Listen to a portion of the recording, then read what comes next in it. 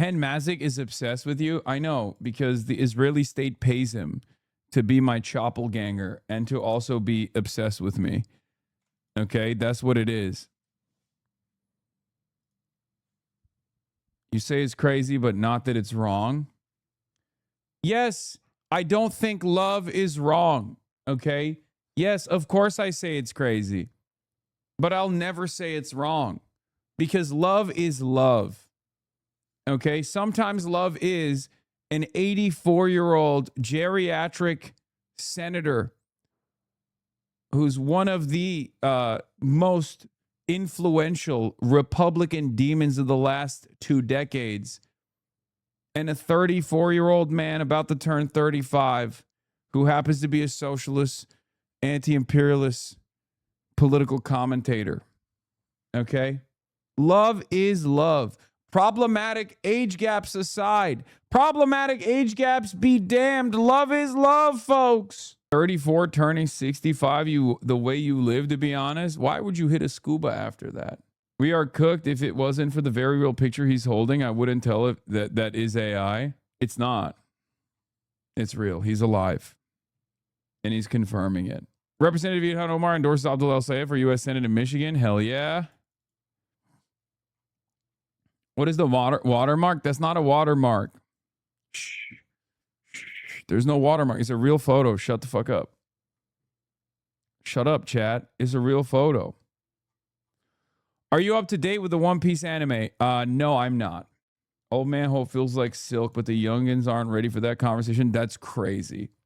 Okay, we got to stop talking about me and Lindsey Graham, or not Lindsey Graham, sorry, me and Mitch McConnell. See, I got Lindsey Graham on the mind still. R.I.P. Okay, Marco Rubio wants to dismantle the ICC. I know. Piece of shit. Okay. All right, we're going right into it. Locked and loaded, ladies and gentlemen. Get the autists in here right now. Bring me back my autists. Autism. The autists, the missile autists, rejoice. It's time for situation monitoring, and it's a tough one to monitor, partially because there's a lot of fog of war this time around, because I think the American side has established that it's not great when they keep showing, when they keep allowing impact sites to be plastered all over OSINT Twitter. And this time around, I have to apologize for something I said yesterday. Remember yesterday when we were talking about Saudi Arabia, and I said at least Saudi Arabia is not bombing Yemen? Well, that changed, because Saudi Arabia, as of, maybe 3 or 4 hours after I said that, did unironically bomb the fucking airport in Sana'a. So Saudi Arabia is now bombing Yemen. So there's a tit for tat there as well. This time we're going to see some motion from the Houthis. Obviously, the MOU is over. The ceasefire is over. Iran has made it very clear that their understanding of the memorandum of understanding is...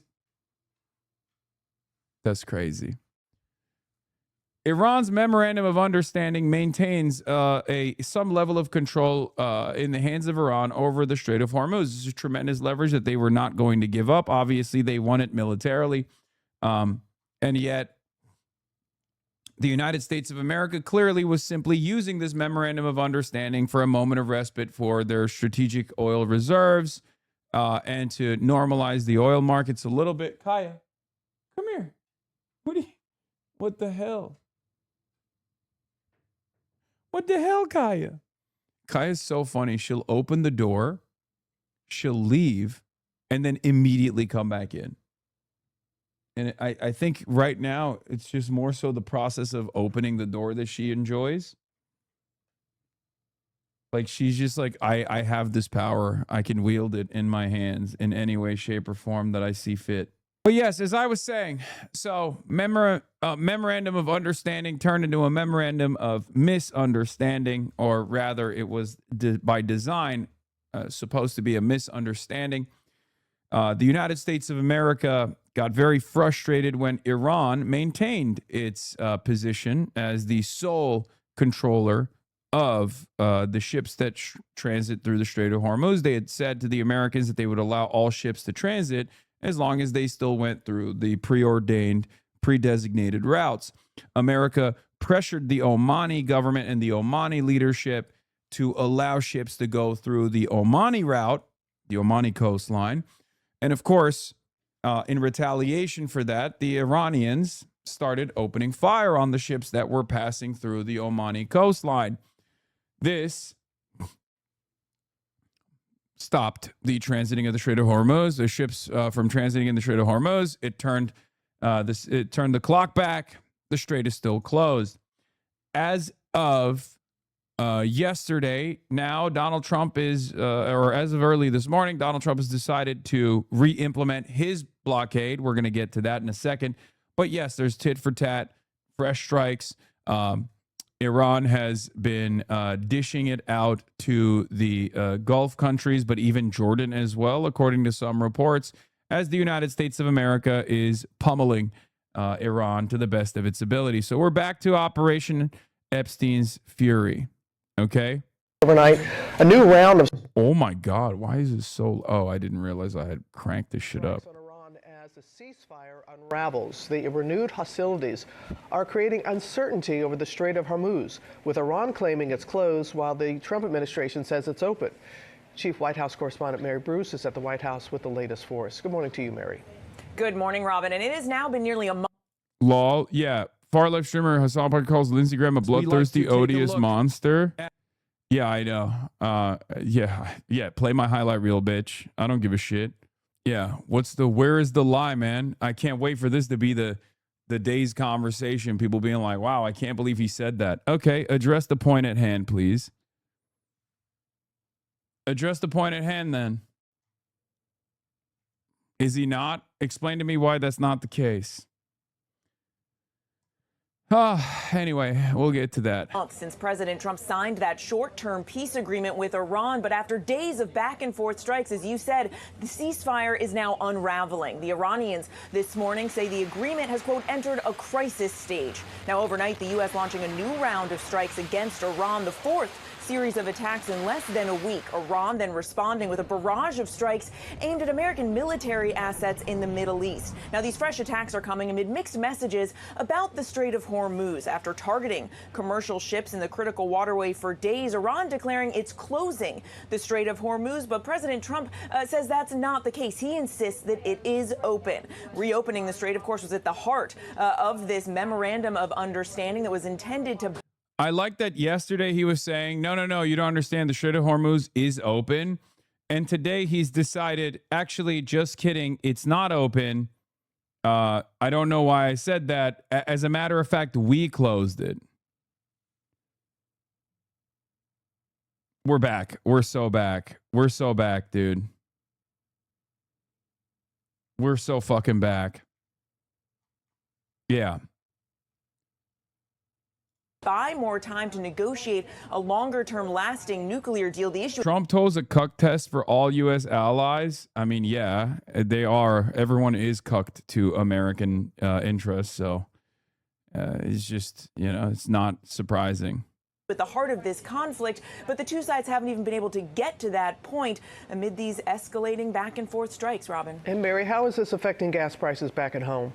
Yeah, well, certainly all of these strikes are moving oil prices up as we are seeing traffic stalled through the Strait of Hormuz and slowing down. This morning, oil prices moving higher about 3%, and Americans are starting to see the effects of this. They're feeling this. The average gallon of gas now $3.81. That's up 9 cents, Robin, since last week. All right. Our thanks to you, Mary. Now to breaking news from the Middle East, where the U.S. and Iran are once again trading attacks. It's the latest sign the ceasefire is crumbling. At issue here, who controls the Strait of Hormuz, and a difference of opinion about what's in the truce agreement. Weijia Jiang is at the White House. Weijia, good morning. Jolene, good morning to you and good morning to everybody. The U.S. says this latest wave of attacks were in response to Iranian aggression, but Iran has condemned the strikes and warned they have made all the recent diplomatic efforts futile. Now concerns are growing that there will be a return to full-scale hostilities. The fight to control traffic in the Strait of Hormuz. Has media completely given up? I mean, when had they given in? Also, this is ZBS. When it comes to foreign policy, the American media, the Democratic Party, for the most part, play along with whatever the Republicans are doing. At most, there's like a little bit of theatrics. There's a little bit of pushback. It's oftentimes insignificant pushback, inconsequential pushback. It's just theater.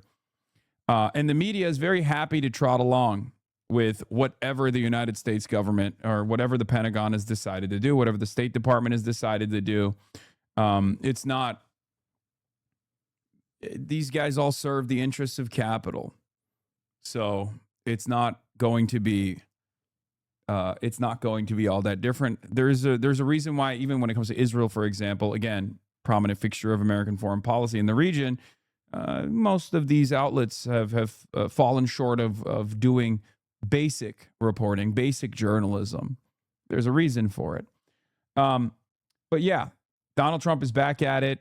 He sent a letter to Congress. New York Times reports Trump informed Congress that fighting has resumed in Iran in a letter sent to congressional leaders. So we shall see. But how does this serve capital? Isn't it sexual assault on money beyond molesting? Yes, I think so.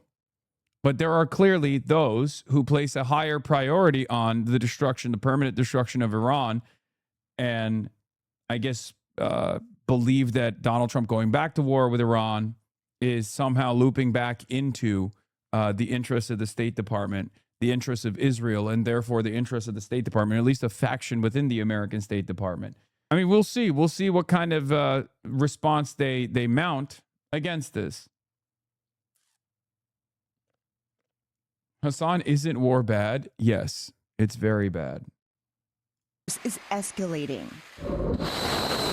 The U.S. announced it unleashed fresh attacks on dozens of Iranian targets, including small boats and drones, to limit Iran's ability to go after commercial ships going through the crucial shipping channel. In response, Iran says it launched missiles targeting U.S. bases in Kuwait, Bahrain, and Jordan, and destroyed radar systems in Oman. The U.S. has yet to confirm if anything was hit. The strikes capped a violent weekend of back-and-forth attacks. The Pentagon says it struck more than 140 military targets Saturday in response to another Iranian attack on a vessel in the Strait. During a phone interview with NBC News on Sunday, President Trump claimed the Strait remains open. It's open. We bombed the hell out of them last night. But Iran declared the Strait closed, posting that passage, quote, is currently not possible because of recent illegal movements by U.S. military forces in the region. It's not the only point of contention, according to Trump. They agreed to a deal yesterday, a perfect deal for us. No nuclear, no this, no that, no nothing. They gave up everything. And then after that, they left the room. And then within an hour, they launched a drone at a ship. Iran has not confirmed they agreed to anything during crisis talks in Oman this weekend. Former commander of the U.S. Central Command, retired General Frank McKenzie, said the U.S. has the capability to take control of the Strait if tensions worsen. It would require putting warships up into narrow waters. Look, the U.S. Navy doesn't love to do that, but they're very good. Retired General Frank McKenzie, we listened to his analysis yesterday. A thing that I did not understand about what the retired General Frank McKenzie was saying, the good general, was why didn't we do that prior? If all we're looking for is leverage, if this is an easily achievable feat, if the American Navy, as it stands currently, can with ease take over Carg Island, and then maintain control over Carg Island by establishing a forward operating base and withstand bombing campaigns from the IRGC in the process. And then also on top of that, establish a supply line to the front lines, to the forward operating base from one of the many bases in the region that hasn't been cratered or isn't within reach of Iranian ballistic munitions. If that was a feasible strategy, why didn't Trump do it last time? Why? There is no answer to this question. It's a very simple question. It's like saying, oh, dude, I could have just fucked Iran up, dude. It was easy as hell. Why not then?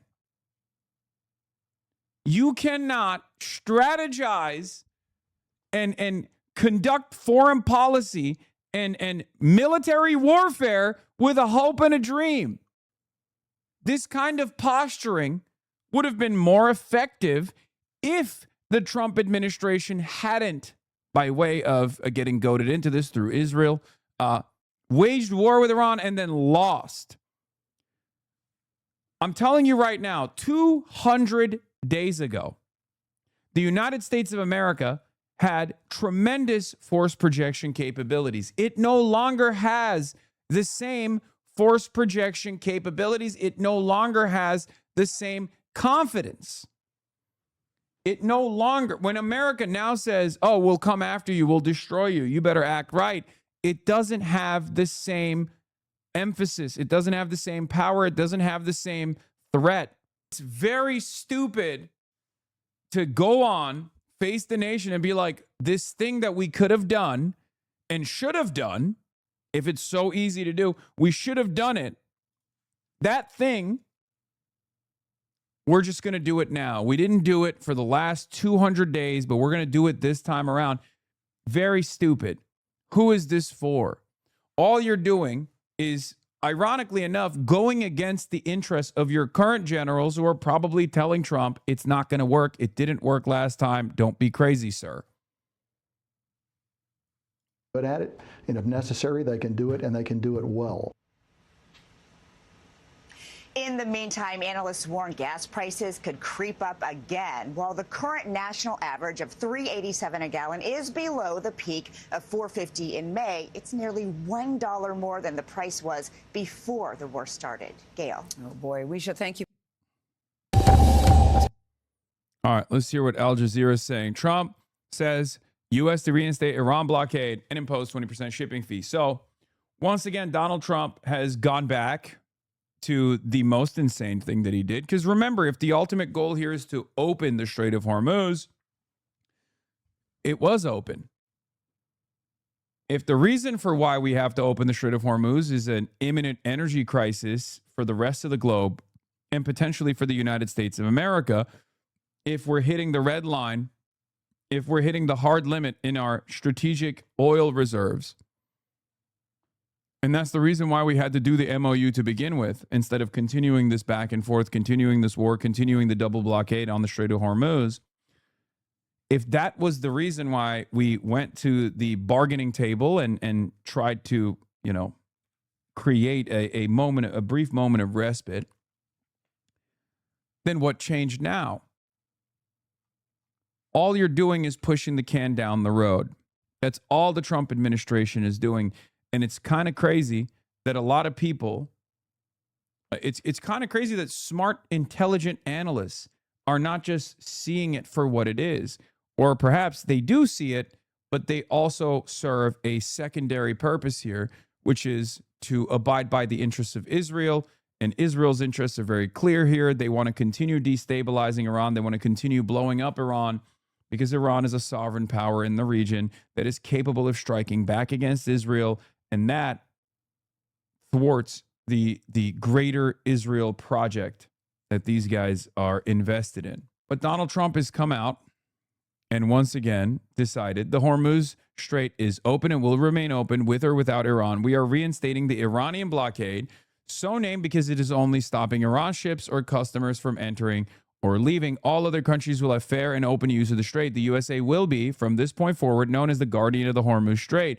But as such, and as a matter of fairness, will be reimbursed at a rate of 20% on all cargo shipped for any and all costs necessary to do the job of providing safety and security for this very volatile section of the world. The process of formation will begin immediately. Thank you for your attention to this matter, President Donald J. Trump.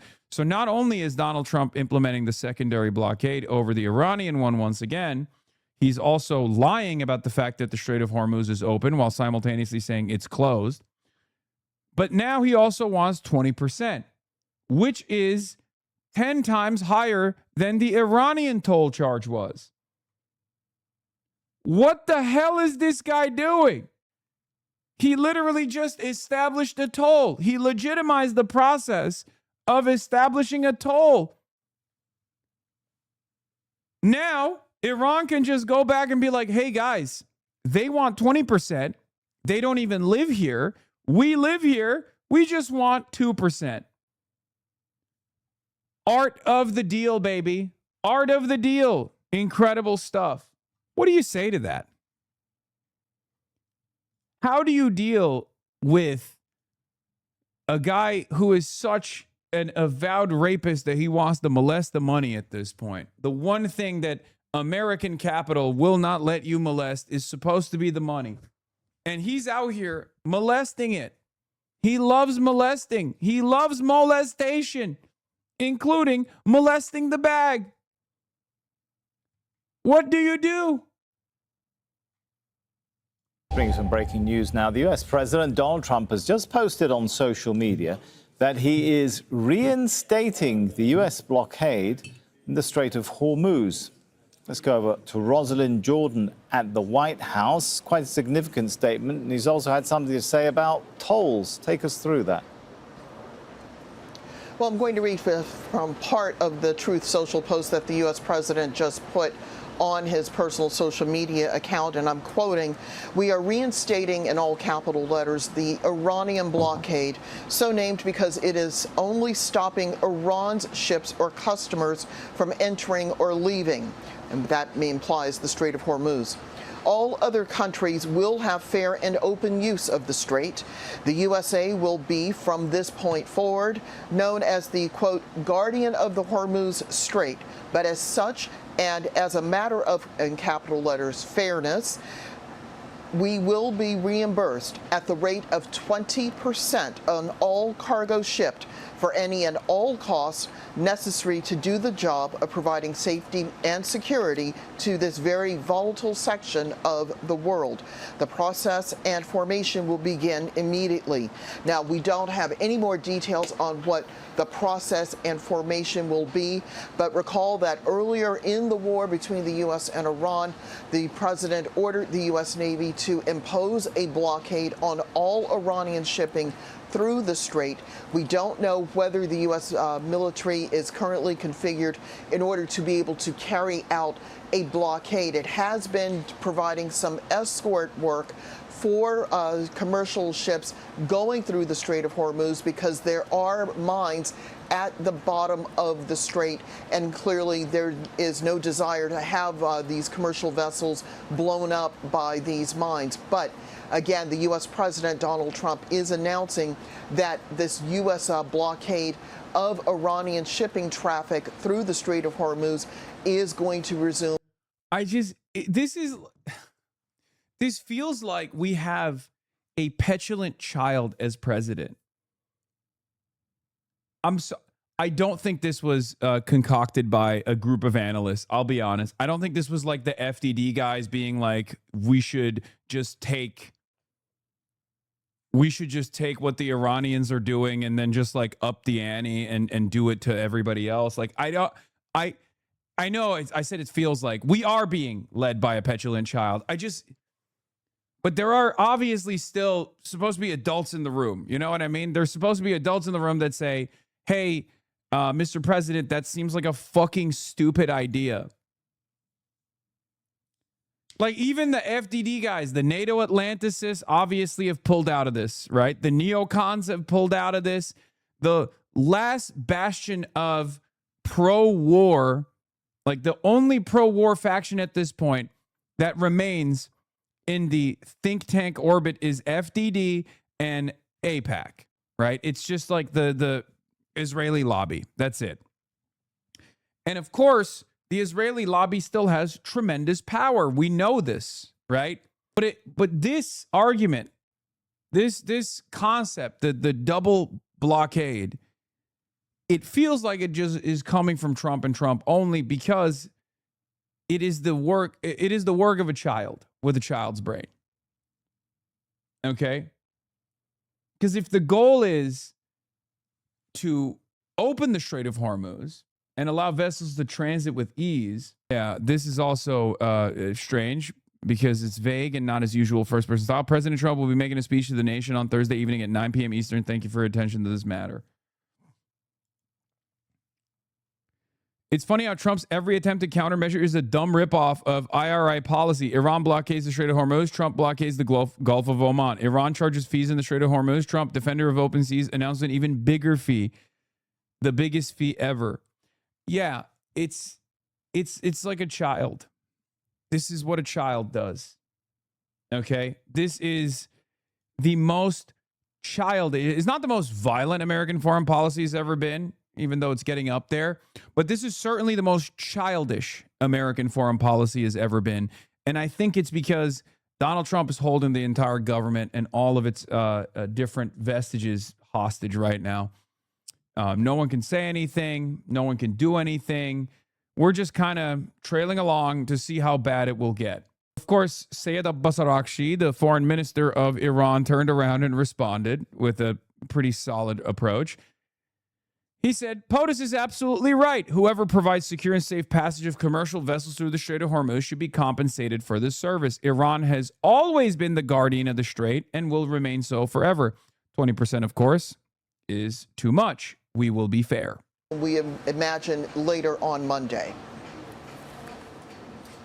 Rosalind, this is quite a significant change of U.S. policy, right? What the U.S. president had been saying on June 20th was there will be no tolls or fees for 60 days. What he said on May 29th was more indicative of no tolls and unrestricted traffic. And now talk of a U.S. imposition of some kind of fee. Well, let's unpack this a bit. As part of the memorandum of understanding, as I understand it, there was not supposed to be any more blockade carried out by the U.S. Navy, and that apparently stopped the minute the two countries agreed to this memorandum of understanding. That said, the U.S. military has been providing some escort services to commercial vessels because the strait has not been fully cleared of mines, and so there is that safety risk. But in terms of preventing Iranian vessels or vessels doing business with Iran, whether it's the government or businesses, that was not being carried out because that was a part of the MOU.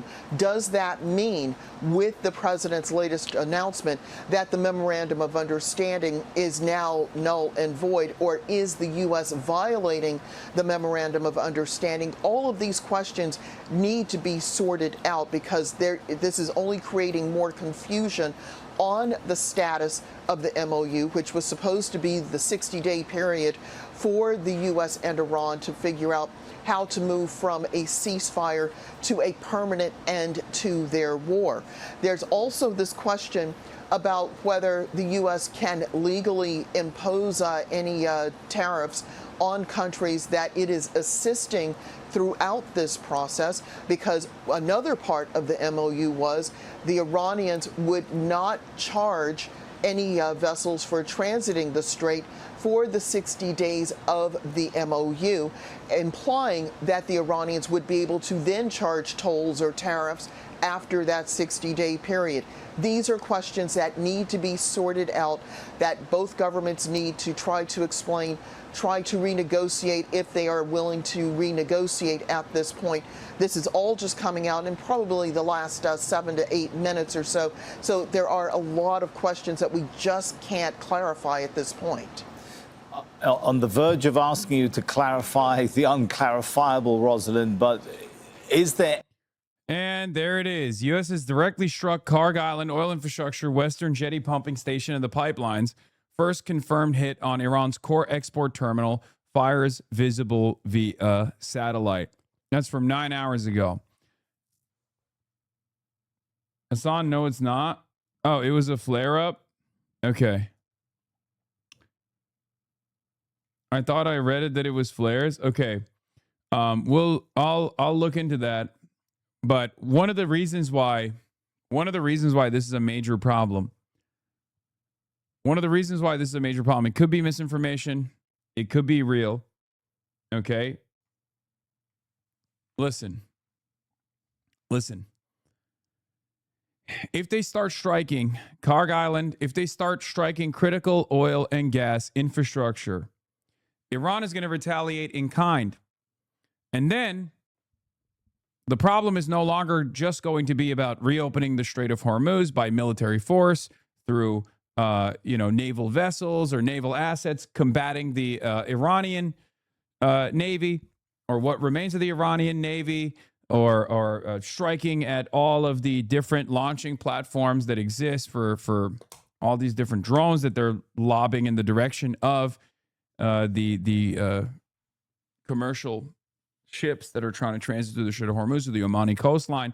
The problem becomes far larger because Iran has shown over and over again that they will go up the escalation ladder. If you hit their critical oil and gas infrastructure, they will hit the Saudi oil and gas infrastructure. They will hit the Gulf oil and gas infrastructure. That creates a permanent issue. That is no longer an issue that you can deal with through the diplomatic process. Okay? You can no longer deal with that through diplomacy, because even if you were to get back to diplomacy with Iran somehow, after all of this is said and done, the repairs are still going to take a tremendously long time. It's not like that is a red line that if Donald Trump crosses, he won't be able to negotiate his way out of.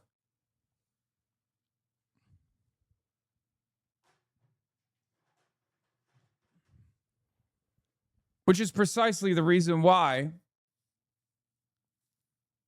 it's one that I suspect he might cross soon.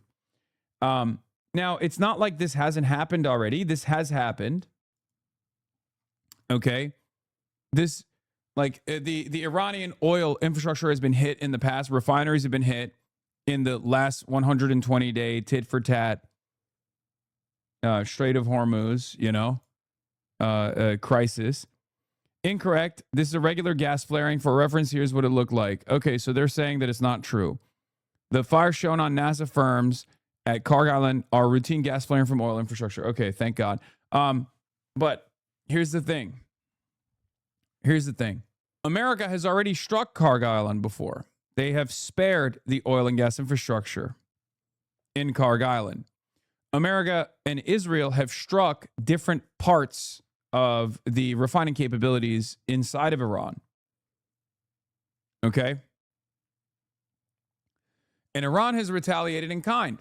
They actually, I'm almost certain, if I recall correctly, Iran actually basically canceled a decent chunk of the Qatari gas fields. They struck back on critical oil and gas infrastructure in the Gulf, in Qatar, in Saudi Arabia. Obviously, something that we've found out in this process is jet fuel can't melt steel beams, and even Iranian ballistic missiles have a difficult time destroying a critical oil and gas infrastructure. These are pretty resilient. These are fairly resilient structures that aren't easy to just destroy. It doesn't immediately collapse, is what I'm saying. And the same goes for the Russian one. The same goes for what we've seen in Ukraine. It's the same story over and over again. In inside of Iran, it's the same as well. But that doesn't mean that this isn't a significant threat. Hunter Biden and Nick Fuentes sit down for a joint interview with Channel 5 podcast TMZ. What the fuck? It's insane. I don't agree with that. I think that's lame as fuck. That's weird as hell. Any indication from any U.S. quarter about how this new system of imposing a 20% fee is going to work? I mean, Donald Trump's post talks about it as starting immediately. We haven't gotten any reaction from any members of Congress, for example. This is just coming out. We haven't heard from any economic analysts or any geopolitical analysts taking a look at this. There had been concern over the past weekend or so that the status of the MOU was in serious jeopardy, but there were also signs that intermediaries, Pakistan, Qatar, Oman, other countries, were still working to keep the parties at the table and to try to continue negotiating the terms for a permanent end to the war. So this is all just happening in the last few minutes, and it is raising a lot of questions about whether or not the MOU is still viable, is still in force.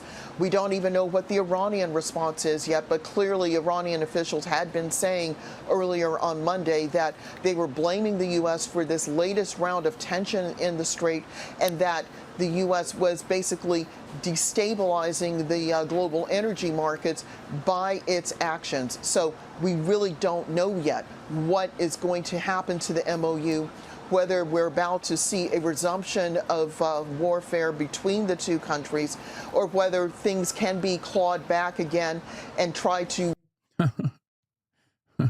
Oh my God. The monkey Putin turned into monkey Trump is perfect. It works so perfect for Trump, even more perfect than Vladimir Putin, if we're being real. I mean, this what can I even say about this image? This is literally what's just fucking happening right now. It's happening currently. Not only was it free prior to Operation Epstein Fury, but now it's no longer free. But it's ironic because on the one hand, Donald Trump is saying 20% and Iran is saying 2%. I can't understand what this guy is doing. It feels like he's trying to make the Iranians look good every day. It's literally JD Pandon.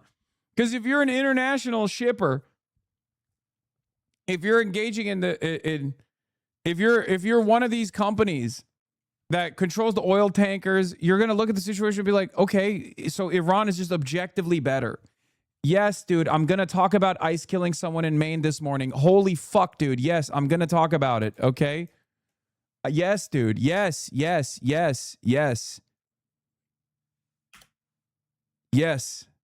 I'm going to talk about it, okay?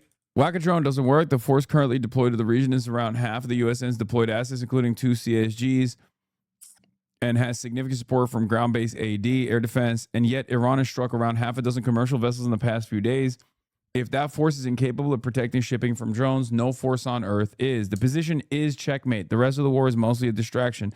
The current U.S. strategy, drone warfare is far too cheap and far too easy, okay? It's like these drone launchers operate in a very fluid way. They're very movable. It's tough to target. It's mostly ineffective because the drones are being launched off of the backs of K trucks that are super easy to rebuild, even if they do get struck, which is part of the reason why America and Israel doesn't even try to hit the TELs at all. Like these launchers are basically soldered together, okay? So they gave up doing it because the war of attrition is a game of math, okay? You're looking at the economy of the situation. From the American and the Israeli perspective, you're sending out a loitering drone, like an MQ-9 Reaper drone, to surveil an area to try to figure out if there's a heat pattern that's consistent with like a super cheap drone launcher on the Iranian side.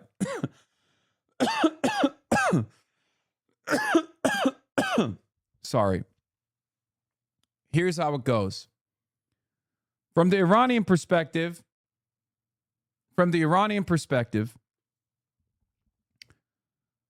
they wheel out a drone launcher off the back of a pickup truck or off the back of a K truck.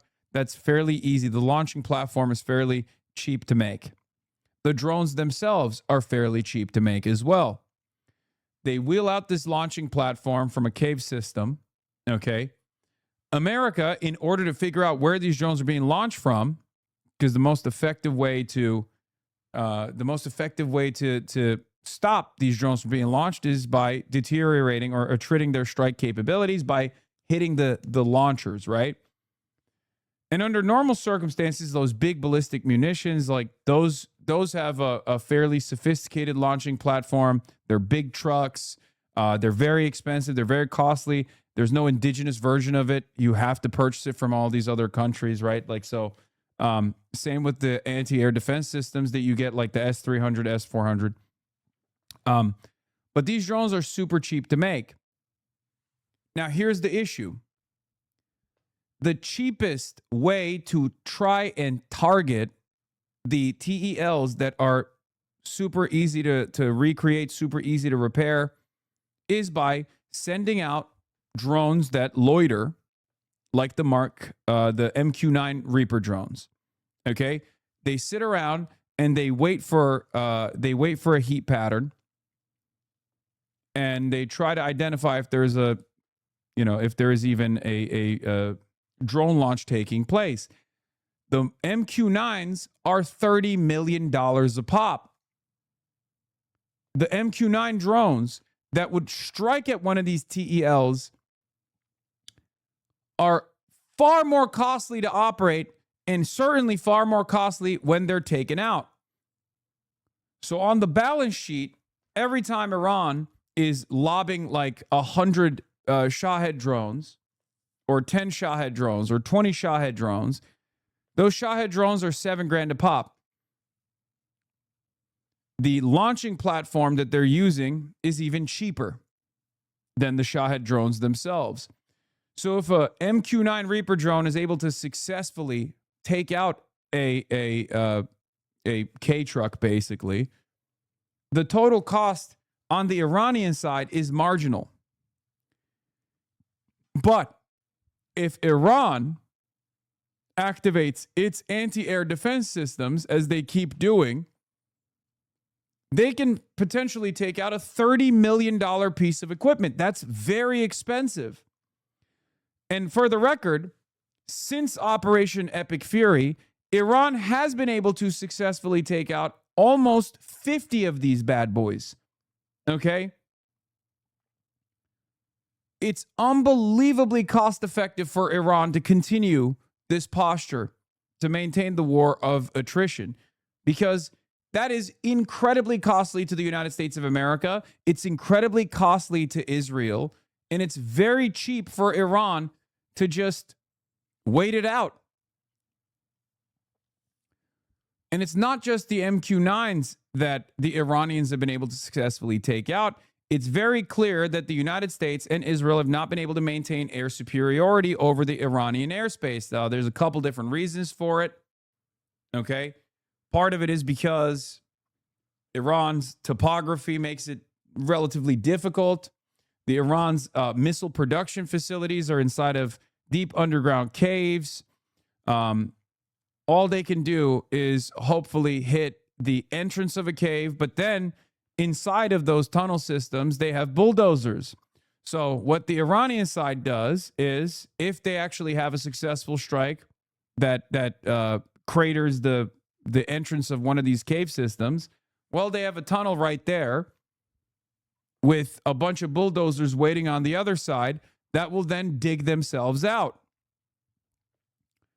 So America and Israel have demonstrably been ineffective at deteriorating or attriting the Iranian strike capabilities.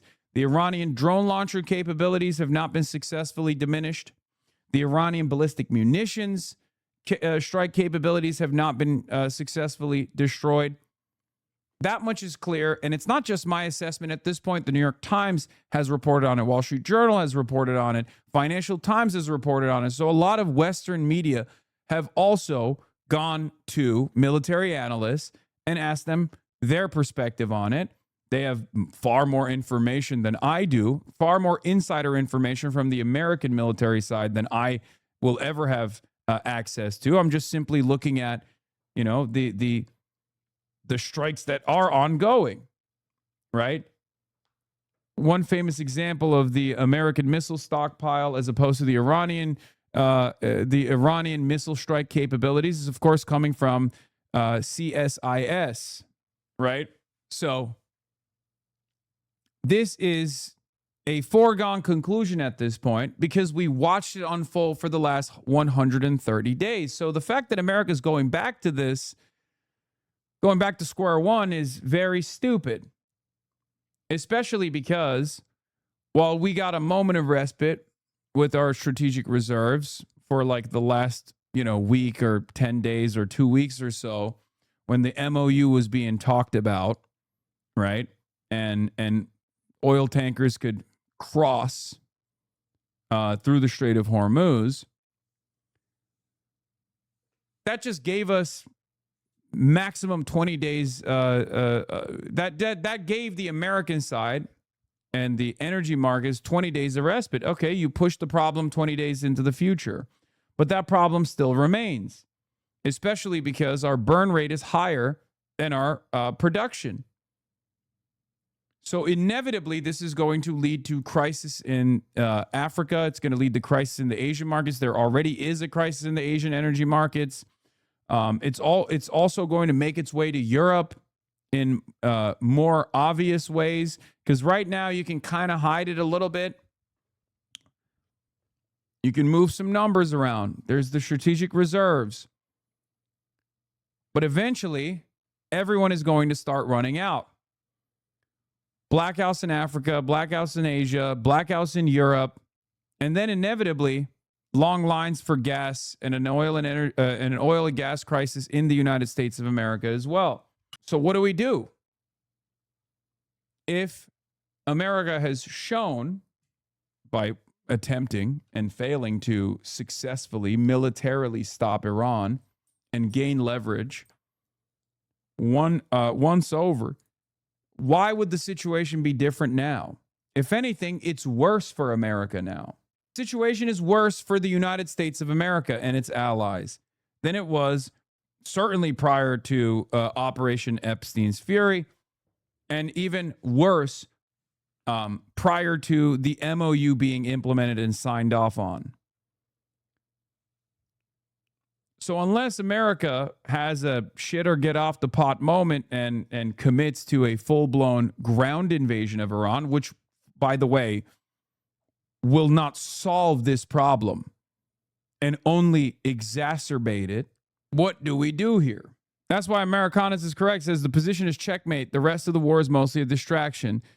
This person says, let's just say the U.S. and Iran are both serious about the Strait. It would require the U.S. to have a huge permanently deployed but not too close force to play whack-a-drone and whack-a-missile in perpetuity. The end result will be much less petroleum throughout the Strait, structurally higher shipping costs, ships getting hit at least monthly despite best efforts, and of course putting people in harm's way on a daily basis. I'm not sure how you spin that as a win if we're still here in 6 months or a year. Americana says, whack-a-drone doesn't work. The force currently deployed to the region is around half the USN's deployed assets, including 2 CSGs, and has significant support from ground-based air defenses. And yet Iran has struck around half a dozen commercial vessels in the past few days. If that force is incapable of protecting shipping from drones, no force on Earth is. That's the reality. Drone warfare is far too affordable, far too cheap, far too easy to manufacture, and far too effective in striking ships that are unguarded, but also even ships that have air defenses, right? That's the real problem. If the American Navy, with all of its assets in the region, can't successfully protect commercial shipping from Iranian drone strikes, then you can't do it. You have to deal with them diplomatically. They have the leverage. I thought Russian air defense was ass. Okay, here's the real truth, Nuke. Most air defense is ass when it comes to dealing with fucking drones. Okay? All air defense is ass when it comes to dealing with drones. I mean, look at Ukraine. I thought we learned that lesson by now. I thought that drone warfare revolutionized the entire concept of warfare, so much so that, I mean, Ukraine has started taking advantage of that themselves. But at the end of the day, it's just, you're not going to, like, how are you going to solve for it? I guess put nets on cargo ships. Eventually we'll get there. Yeah, yes, you can't. Yeah, you can't put nets on cargo ships. This is also Yeah, cope cages on cargo ships. Except, what are you going to do as far as cope cages on the bottom of the cargo ship? Because the drones aren't just aerial drones. They also have one-way attack drones that they can deploy by the water. It's like a fucking torpedo. What do you do in that situation? Where's the cope cage for that? This is before we even factor in fiber optic drones as well. Like, we got FPV drones that Iran is not even deploying. I don't even know if they have a lot of them, but they're using these suicide drones for the most part. Shahed drones are too heavy for nets to be effective. Nets only work against light FPV. Footage of CENTCOM using a one-way USVs for the first time. Another innovation that was first used by Yemen is now being used by U.S. forces. Yep, that's another one. Here it is. Yesterday, using multiple one-way attack surface drones, CENTCOM force successfully struck a submarine ship and maintenance facility in Iran. 3 Corsair unmanned surface vessels hit the port at Bandar Abbas Naval Base, marking the first time American forces have employed these sea drones in combat operations. Last night's strikes degraded Iran's capability to continue attacking commercial shipping. To be clear, this was likely a photo op for psychological effect. They struck an empty dock using a bumbling and slow USV when they could have used anything else. These Corsairs cost $1 million apiece. Correction, there appears to be a sub on top of the dock, but it's unclear if it actually took it down. It was likely damaged at least. It's just crazy because Donald Trump keeps coming out and saying, we've obliterated the Iranian Navy. The IRGC's Navy is gone. Every other week. Every other week, there's, I guess, more Navy to destroy, and Trump keeps destroying the Navy. He's the most successful military commander America's ever had. He's the most peaceable American military commander as well. He's the one who brings about peace. After all, he's brought about peace to Iran through the Strait of Hormuz approximately 400 times. 3 times a day. He ended this war 1,000 times over. It's so crazy. It keeps restarting, but he keeps ending it. Very successful, Mr. President. Thank you so much. We love you. You are truly the peace president. You are truly the president that carries the peace. We love you and we respect you. Anyway, U.S. missile stockpiles under mounting strain as renewed attacks on Iran raise concerns over the future war readiness. So we already talked about the ineffectiveness of air defense systems in terms of protecting commercial shipping in the Strait of Hormuz because the drones are too effective. There's not really anything you can do. And therefore, the only thing you can do is just tell Iran, please stop doing this. We will come to the table. We will do a ceasefire negotiation. We give up. Wave the white flag. Right? That's the only time commercial shipping was unimpeded. At the time the Iranians resumed strikes on commercial vessels, the Bush and Lincoln groups were closer than they've ever been to the Strait. This was the test. If USN was capable of scoring a 100% interception rate on drones over transit, it would be with those assets in that position after 30,000 strikes on Iran. They failed. The current U.S. strategy is based around the idea that you can pull some lever to get the Iranians to give up this absolute advantage, a counter blockade, more standoff strikes, and additional abortive ground operations out of Kurdistan seems to be the only tools they have. There's no reason to think any of those will work. This was effortless to predict. The drone will always get through is a reasonable conclusion a casual observer could glean from watching the war in Ukraine. Exactly. The Russians do put up some impressive performances and have occasionally achieved 100% interception rates on drone waves, numbering in the hundreds.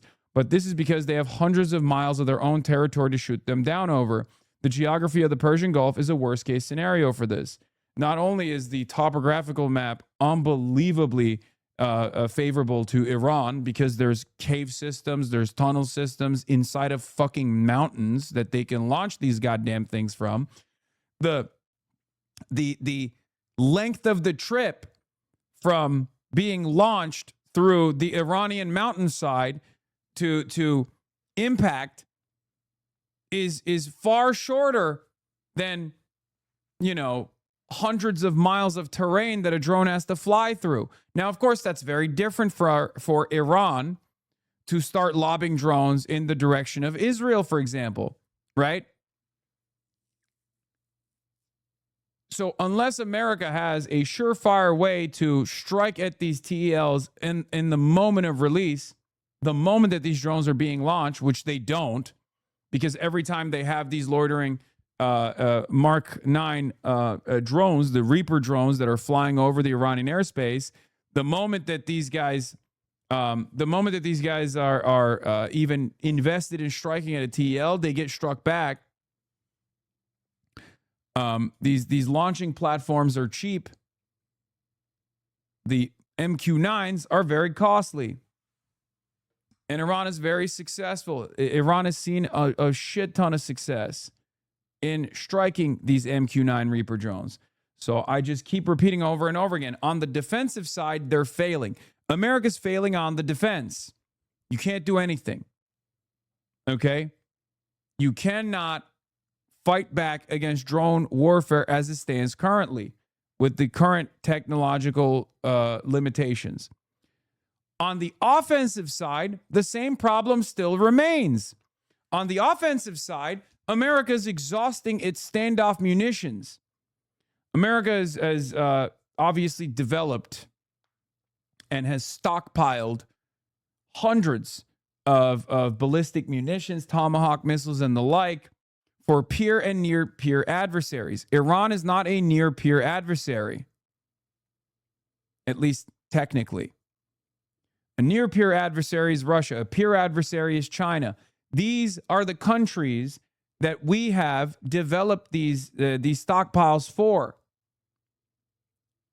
But because we have not been able to achieve air superiority over the Iranian airspace, we keep using our Tomahawk missiles because we can't strike, we can't deploy unguided and guided munitions, gravity bombs from airplanes, because if we fly over the Iranian airspace, Iran can pick some of our planes off, which they have done so successfully.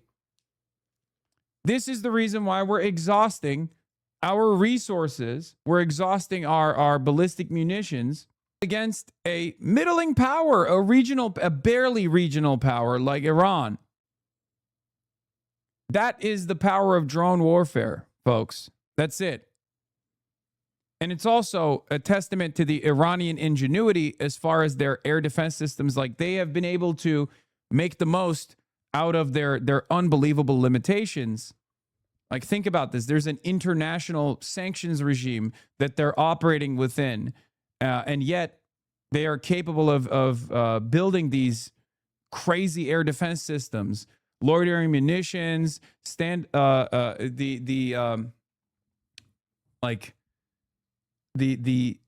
what is it called? I forget what it's called, but they have a denial system and an air defense system that is clearly very successful, far more successful in its capabilities of thwarting American and Israeli airstrikes than you would expect. Yeah, they can create an area of denial in real time. No, it's not the S-400. No, the S-400 is costly.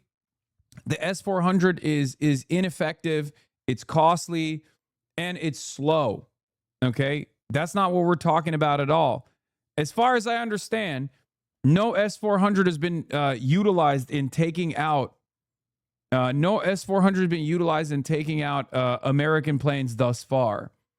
Iran, I believe, has S-300s regardless. I don't even know if they have S-400s, but the S-300s that they haven't really deployed either. Okay, they have mobile units. Just as they deploy mobile units for their easy, fast striking capabilities. S-400 is not ineffective, lol, what? It's one of the best air defenses in the world. Okay, chatter. I'm not a missile autist, but as far as I understand, Iran is not utilizing the S-400s or the S-300s because for the current predicament that they're in, the S-400 is a sitting duck. Okay?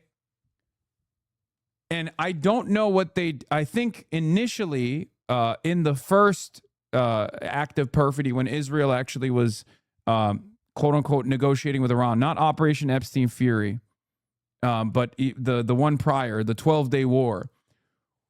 What Israel was capable of doing was, because these air defense systems are immobile for the most part in comparison to what's necessary, what Iran is currently using, they blew them up with drones. They built a drone facility inside of Tehran. Mossad did this. They built a drone facility inside of Tehran, and those drones blew up the existing, rather immobile S-300s that Iran already had. This caught Iran by surprise. Iran then went back and very quickly developed a newer, more mobile system. Allegedly, no evidence of that happening, by the way. That's cope. That's cope. There is evidence of that happening. That's like saying there's no evidence of the Bahrain base being cratered or something. Like, there is evidence. They did that. Not only did they definitely do that, Iran very publicly seized the drone factory. I remember watching the news reports on Iranian state television. Is Trump addressing the nation later? No, he's addressing the nation on Thursday. Anyway, CNN reported on. So we talked about America's limitations on air defenses, its limitations on protecting shipping, commercial shipping through the Strait of Hormuz, with its navy, with its naval assets. But now there's the other side of the story. America also has a limitation in its striking capabilities.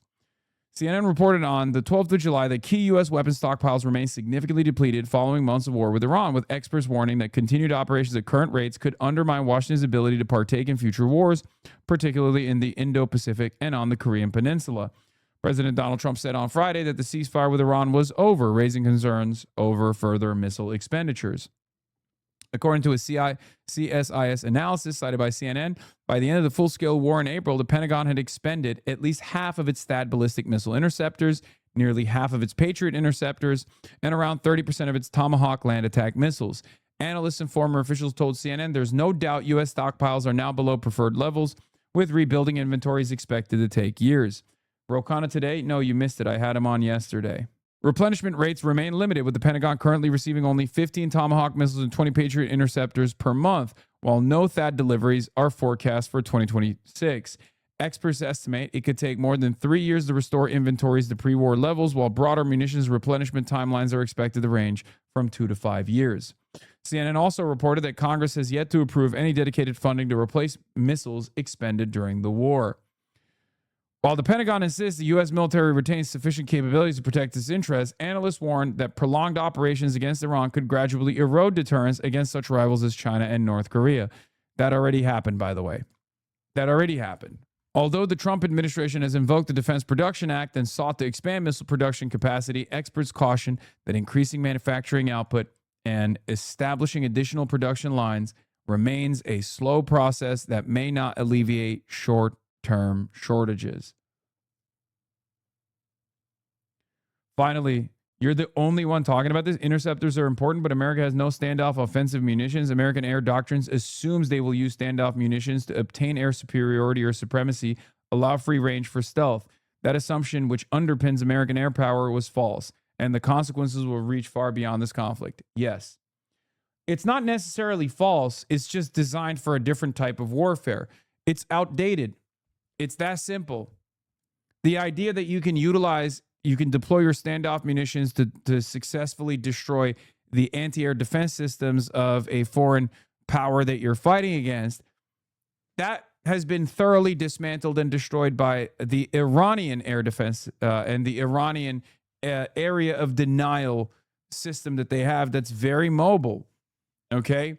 Yeah, this is Iran's $100,000 missile destroying $1.5 billion of U.S. equipment.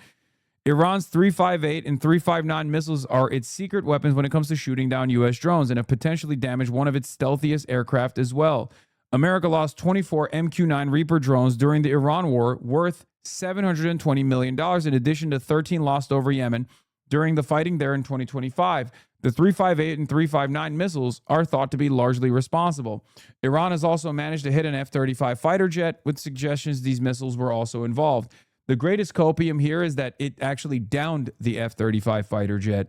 It's just, it didn't down it over Iranian airspace, so they're not counting it as a downing. It had to do a forced landing. It had to do a crash landing. They downed it, okay? Again, huge blow to American military doctrine, huge blow to American air superiority military doctrine, huge blow to the confidence that America should have in terms of its last-gen fighter jets. That's not supposed to happen. What we're looking at here is an Iranian 359 missile. This secret weapon and a very similar version called the 358 are thought to be behind the loss of $1 billion worth of US kit during the Iran war.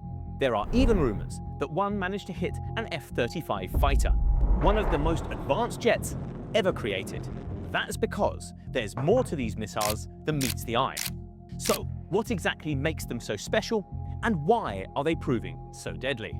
We're going to break down how they're put together and USA flew 13,000 missions over Iran. They actually downed only one F-15 over the Iranian mainland. Dog. They could fly 100,000 missions over Iran. First of all, I dispute those numbers. But they could fly 100,000 missions over Iran if Iran is still successfully blowing up Bahrain, blowing up Qatar, blowing up Saudi Arabia, and American military bases everywhere. Who gives a fuck how many missions that they had? Especially when on the other side, clearly their most successful strikes have not come from whatever flight missions that you're greatly boosting. I assume this also is the drones as well. Iran is massive territory, for the record. That's part of the reason why you can fly over Iranian airspace, but you can't actually maintain air superiority. But at the end of the day, if you are not successfully attriting Iranian strike capabilities, then it doesn't fucking matter if you're able to fly over. And the fact that they were capable of taking out numerous MQ-9 Reaper drones and also an F-35 over Iranian airspace, which unfolded in real time and we all watched it happen, that's a huge deal. That's a fucking huge deal. It's pure cope to say, hey, man, they only downed one F-15. Okay. They downed one F-15 over the Iranian airspace, which was a massive deal, obviously. But they've downed more F-15s in the process. They've downed a F-35 in the process, just not over Iranian airspace. So I guess it doesn't count. That was my argument. let's take a look at footage of them in action to find out. Here are the 358 and 359 missiles. Those are designated numbers given to these secret weapons by the US when it uncovered them. There's lots. Yeah, false. They stopped flying over Iran for the most part after the F-35 shoot down and switched to blasting from B-52s flying from the UK. When stocks ran low, they switched back to F-15s because stealth is irrelevant and F-15s are better if stealth isn't a game changer, and got shot down immediately. But the very fact that, yeah, they've hit numerous refueling planes. Here's the problem, okay? There's a lot of it. There are a lot of problems with this operation, okay? Number one, you cannot fly American fighter jets from a comfortable distance. So if you want to do bombing missions over Iranian airspace, you have to literally chain stratotankers together. Half the time they're flying all the way from the UK. Okay? That's a huge deal because you can't use the Saudi airspace. You can't use, and sometimes they try to use it, right? Like obviously Kuwait was a big deal, partially because that led to that, triple strike from that one Kuwaiti guy, the ghost of Kuwait or whatever. But like, you can't kickstart these bombing missions from a comfortable distance. So you need numerous stratotankers to basically chain refuel to bring your fucking big bomber planes all the way from the UK, because those planes are not safe in the Gulf. They're just not safe in the Gulf. Okay. They're relatively safe in Tel Aviv. The Stratotankers are, but they're not safe when they're in the air. That's part of the reason why Iran is capable of taking out those Stratotankers. Sometimes they're taking out those Stratotankers at the Saudi air bases, as we've seen. Okay? That's a problem. That limits your strike capabilities, especially when you have a lot of guided and unguided munitions, right? You have gravity bombs that you could just drop over Iranian airspace, but now you can't actually get the comfortable distance. Yeah, they've also hit multiple AWACS, which there's no replacement for. Those are insanely costly. Like the total cost to the American military of this 140-day quagmire has been insurmountable, okay? It is tremendous. And then they have this crazy air defense system that they've deployed. We don't know about them, but the facts and figures we do know are as follows. The 358 is the smaller of the two, around 9 foot long. It weighs an estimated 110 pounds, with a warhead that weighs approximately 22 pounds. It has a range of around 60 miles, and its speed is estimated at around 400 miles per hour. The 359 is around twice the size, though we don't have exact measurements for it. It has a range of 100 miles, can fly up to 30,000 feet, and hit speeds of more than 600 miles per hour. How much do they cost? The 358 is thought to be worth tens of thousands rather than hundreds of thousands of dollars. The 359 almost certainly costs more, but how much more? We can't say for sure. Now, let's get into the specifics. First, the 358. The missile is broadly broken down into two sections: the guidance and weapons section at the front and the propulsion section at the rear. Let's start our tour at the back with the turbojet engine. This is thought to be copied from a Dutch company called AMT, which makes a small jet engine for use in model planes. To either side of the engine, you've got stabilizing fins, which help keep the missile flying straight through the air. Then, in front of those and inside the body of the 358 is the fuel. Missiles typically use solid fuel, but this is thought to use liquid kerosene jet fuel. In the center of the missile are more large stabilizing fins. Again, these keep the missile stable in the air. Then we get to the guidance and weapons section. Immediately in front of the central stabilizers is a data link section with an aerial. This means that a pilot can stay connected to the missile while it is in flight and see what it sees. This is more common on a drone and hints at this weapon's unique feature, which we'll discuss more in just a moment. In front of that is a gyroscope and satellite navigation system. These keep the drone pointing the right way up and tell it where to go in case the pilot loses contact. Then there's another set of fins. These aren't stabilizers, but canards. They twist side to side to steer the missile in flight. Again, more about that in just a moment. In front of those is the warhead. This is high explosive fragmentation and designed to shred targets with shrapnel. Second to last, we have a ring of cameras around the top of the missile, which are thought to be part of the fuse. They sense when the missile is close to its target and detonate it. Then, last of all, there's an infrared seeker in the nose. This is also referred to as a heat seeker. This is how the missile homes in on its target. Again, more on that in just a second. The 359 is very similar in its construction, with just a few key differences. At the back, it has a larger and more powerful turbojet engine.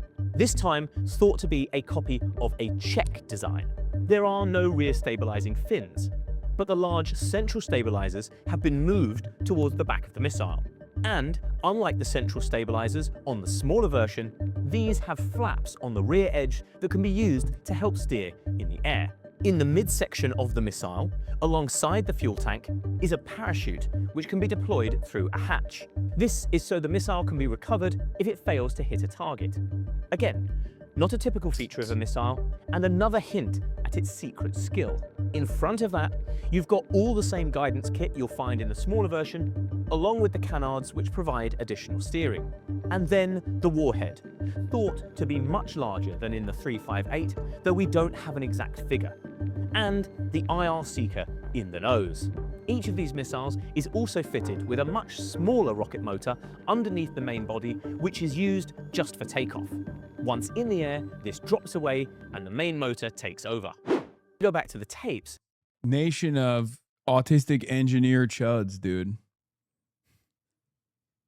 If you're confused by this process, if you're like, how the fuck did they get this done? I mean, they're nerds, dude. They're nerds. They love reading the Quran and they love doing engineering. Then we can see everything I was just talking about. This is the 359, the larger missile sitting on its launcher. The launcher is a simple rail mounted on the back of a truck that has been covered with camo netting. Down here, you can see the launch motor, which will drop away when it's in the air. Here's the large stabilizers, and you can see the flaps built into their rear edge. And here's the smaller canards at the front, which can twist back and forth. You can see the glass dome on the nose, which hides the IR seeker underneath. And from the back, you can see that large turbojet engine, which powers it in Kai flight. said, I'm done. Now, I'm done. I'm done seeing the Iranian capabilities. I'm out. let's take a look at the 358. This footage isn't so good, but some features are still visible. Here's the launcher, another truck. But this time, there's two missiles inside with space between them. You can see a set of canards at the front, the lenses for the laser fuse, and the IR seeker in the nose. You can see it's mounted on a rail again, and the central set of stabilizing fins can be seen here. If we zoom out, you can see how it launches. The Kayatollah is on her way to kill whoever leaked this. Yeah. She's pissed off. She played a big role in making these two. It's true. I told you guys, she's literally a Marxist-Leninist Maoist and also a Shia Muslim. Like she is a commander of the Revolutionary Guard. Think the smaller rocket motor drops away here, where the trail of smoke stops. So, what exactly is the party trick of these two missiles that makes them so deadly? Well, is it true Iran's copying the Tomahawks that failed to explode? Breaking Iran shot down a Tomahawk cruise missile overnight. Iranian air defenses are improving. Looks can be deceiving, because these two aren't strictly missiles at all. They're what's called loitering munitions. In plain English, they're like a mixture between a drone and a missile. What they do is take off from their launcher, fly to a predetermined location, and then start flying in a giant figure-of-8 pattern. Yeah, like John Fetterman. Israel's figure-8 drones are John Fetterman. The Iranians are obviously much more sophisticated. They're loitering. As far as I understand, John Fetterman has yet to take out any American asset or any foreign asset that's worth $30 million, whereas these guys are picking even the $1 trillion F-35. So waiting for a target to find them rather than going to find a target. While loitering, that IR seeker we already talked about is scanning the skies for infrared signatures. That's the heat signature that enemy drones, helicopters, and jets make when compared to the much cooler air around them. When it recognizes one of those targets, which have to be programmed into it before... The military's just full of bloat. Oh, is this the one? Yeah. It makes a little more sense when you see how huge it is. It's got a greater wingspan than a 737. The other big factor was them deciding to cut the production run by a third, which more or less doubled the cost of each unit because R&D costs are amortized over fewer airframes. Huge mess. Iran most likely destroyed a $240 million MQ-4C drone at the Prince Hassan Air Base in Jordan. How the fuck does that thing cost $250 million? The absolute maximum it should be is $10 million, which is still far too high. No wonder the U.S. is getting its ass handed to it by Iran. It simply cannot compete on volume or price. It's so funny. One fucking drone, $250,000, dude. I mean, it's not funny. It's really, it should anger you. Okay? It should make you super angry when you realize that these fucking bad boys are the reason why you don't have health care. But yes, defense bloat is tremendous because, as I've pointed to a million times over, and I will continue pointing to this, the American military does not manufacture, procure, produce for existential threats. The American military produces things for profit. Okay? The Iranian military, on the other hand, the Iranian defense industry produces things for existential threats. Iran is fighting a war of existence. America's fighting a war at Israel's behest for funsies. That's the problem.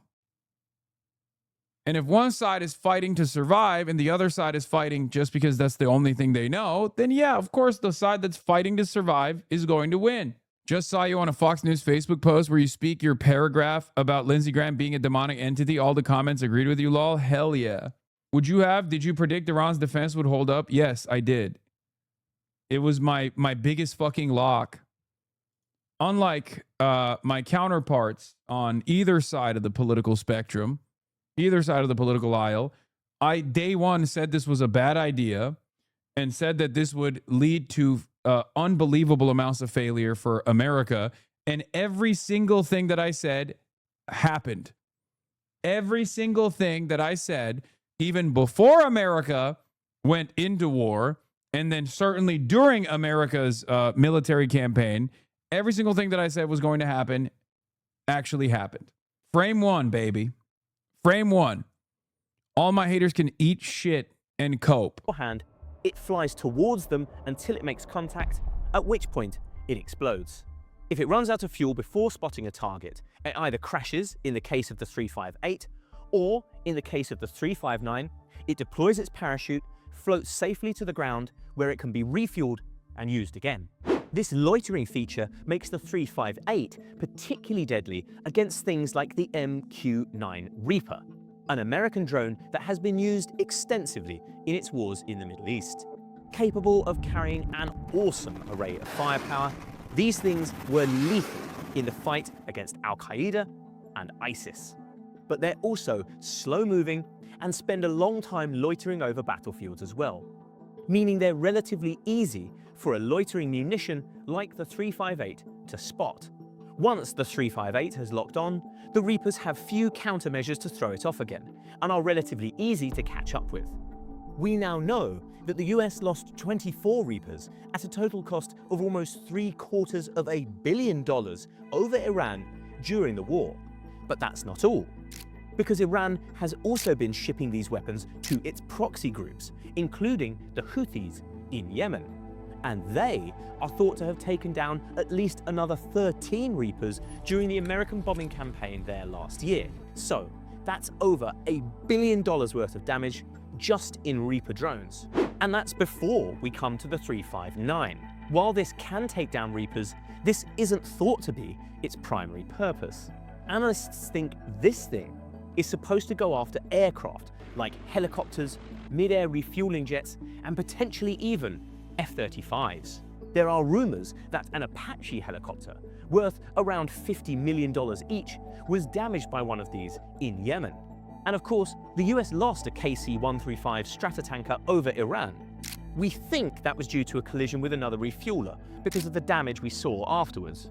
But what caused the tankers to crash into each other in the first place? It could easily have been turbulence, or it might not have been.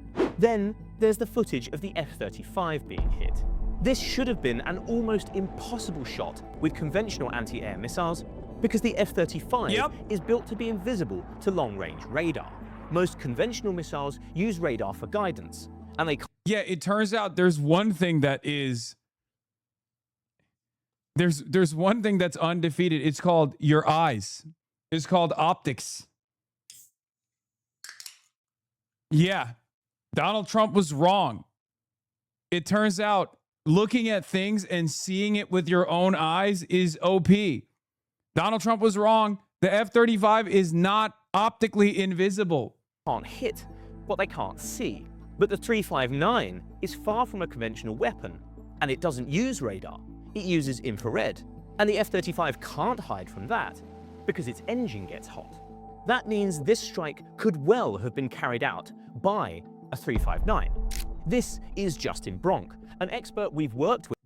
If genuine, a pop-up attack with an IR sensor tracking the F-35 from the ground, likely seen flying by day. Iran has small IR SAMs, surface air missiles derived from Soviet AAMs like the R-27 TET.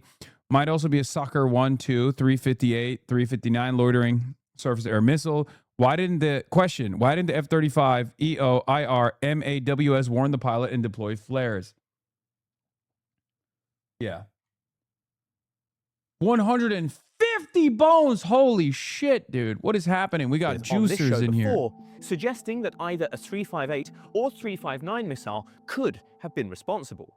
If that turns out to be correct, it will have been a very lucky shot, because the F-35 can fly much, much faster than these loitering munitions can.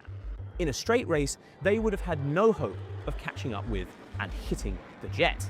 But by being in exactly the right place, at exactly the right time, it could have scored a lucky hit. Lucky, but also impressive, because the F-35 is worth north of $100 million each, and is widely regarded as the most advanced fighter jet in the skies today.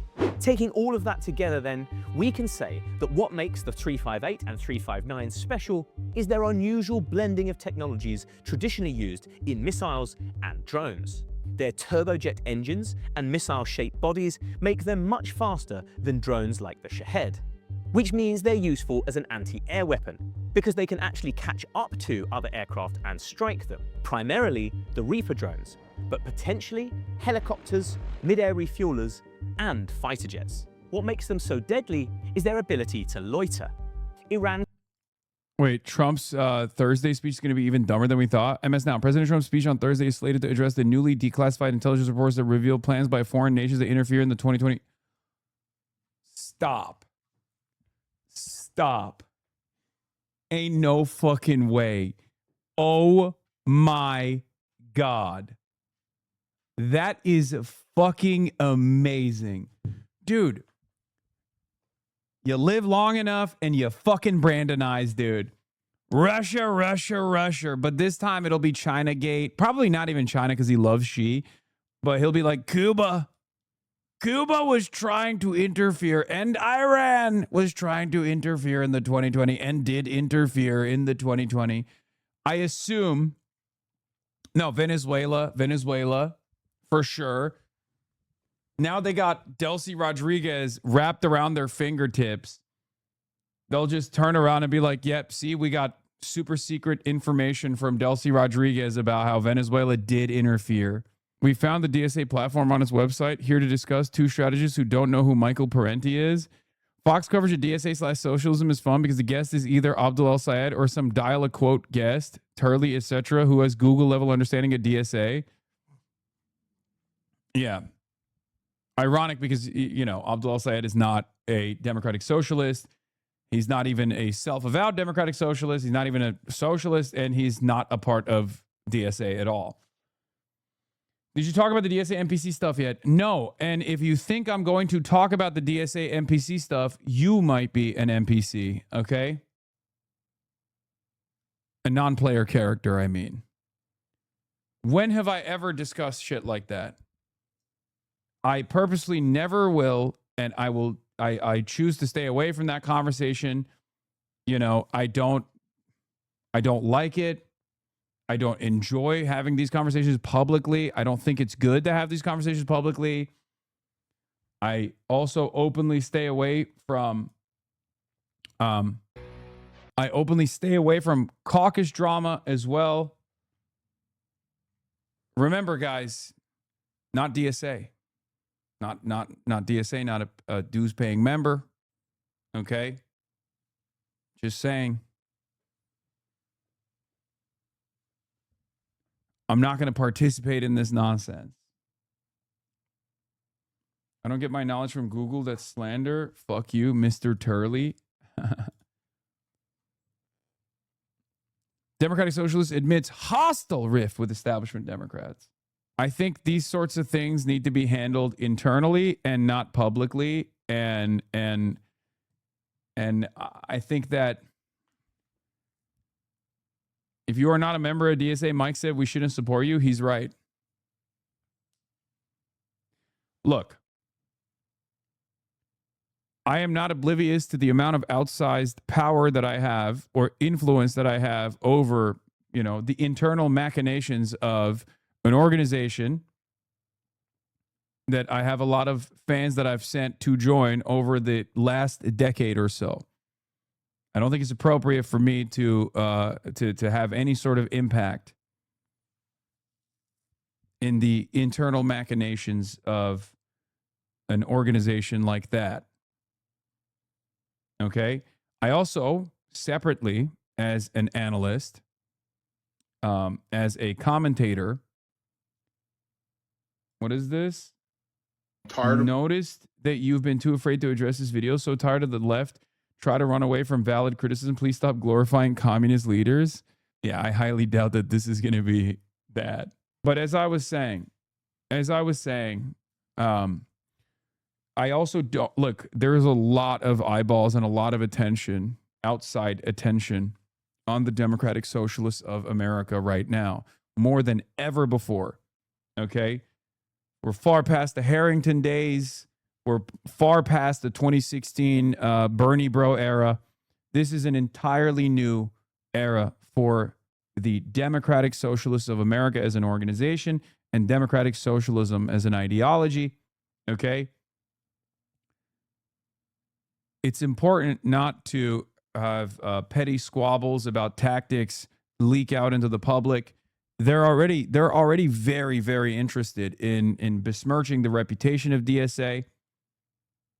Okay? So we shouldn't give them an opportunity to do so. We can't look unserious.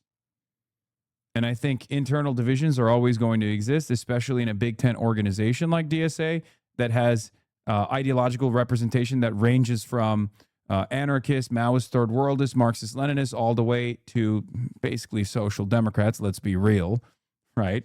Come on. It's going to, there's also going to be probably people that try to infiltrate.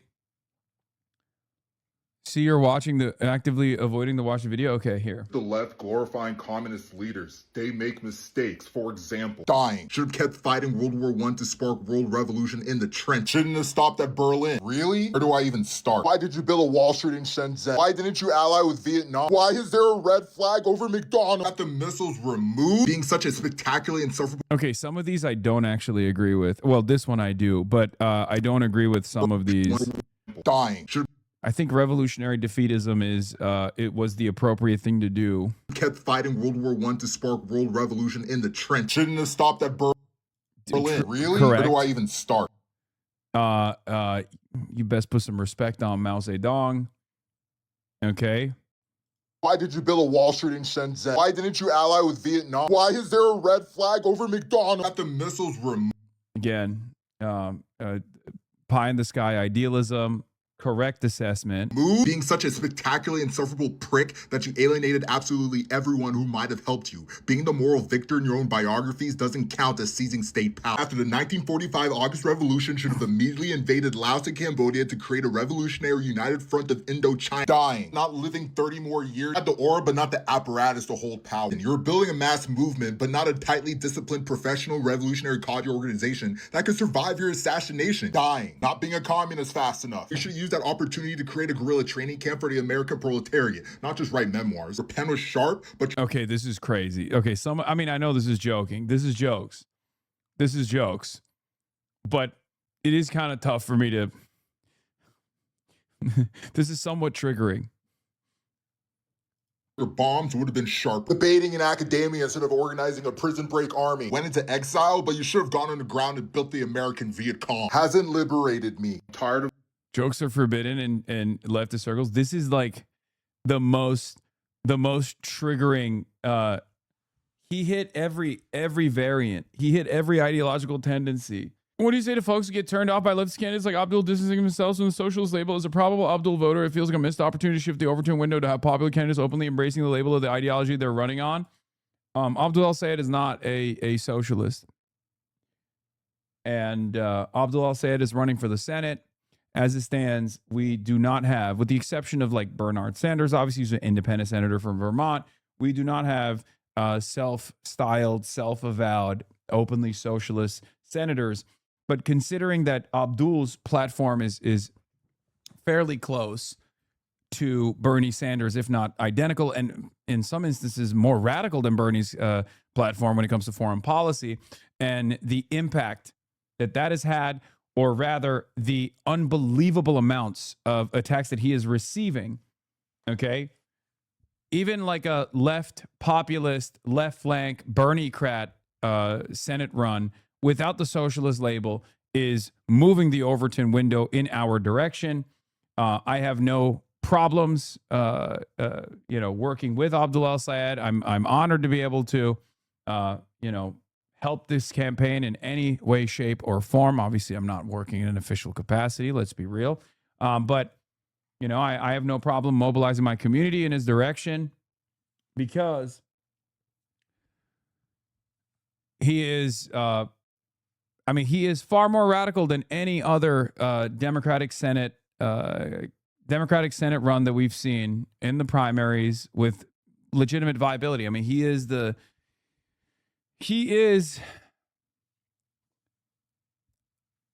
front runner currently. He's the front runner currently, and you're seeing $50 million in outside expenditures being dumped into that primary race right now by AIPAC subsidiaries, numerous other corporate PACs. It's insane. They wouldn't be doing that. They would not be doing that if it wasn't a real threat to corporate interests.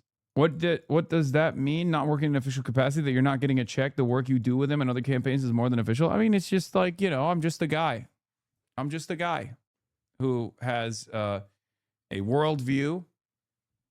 I'm just a guy. I don't, I'm not a dues-paying member of the Democratic Socialists of America, even though you all should become dues-paying members of the Democratic Socialists of America. And I'm just a guy who just has opinions. I'm just a little guy. Maybe the equivalent of being the size of the tiny state of New Jersey, I'm an apolitical guy. I'm apolitical. I don't do politics. I just call balls and strikes. I'll tell it how it is, okay? Did you just admit to having an agenda? Not even agenda, not me.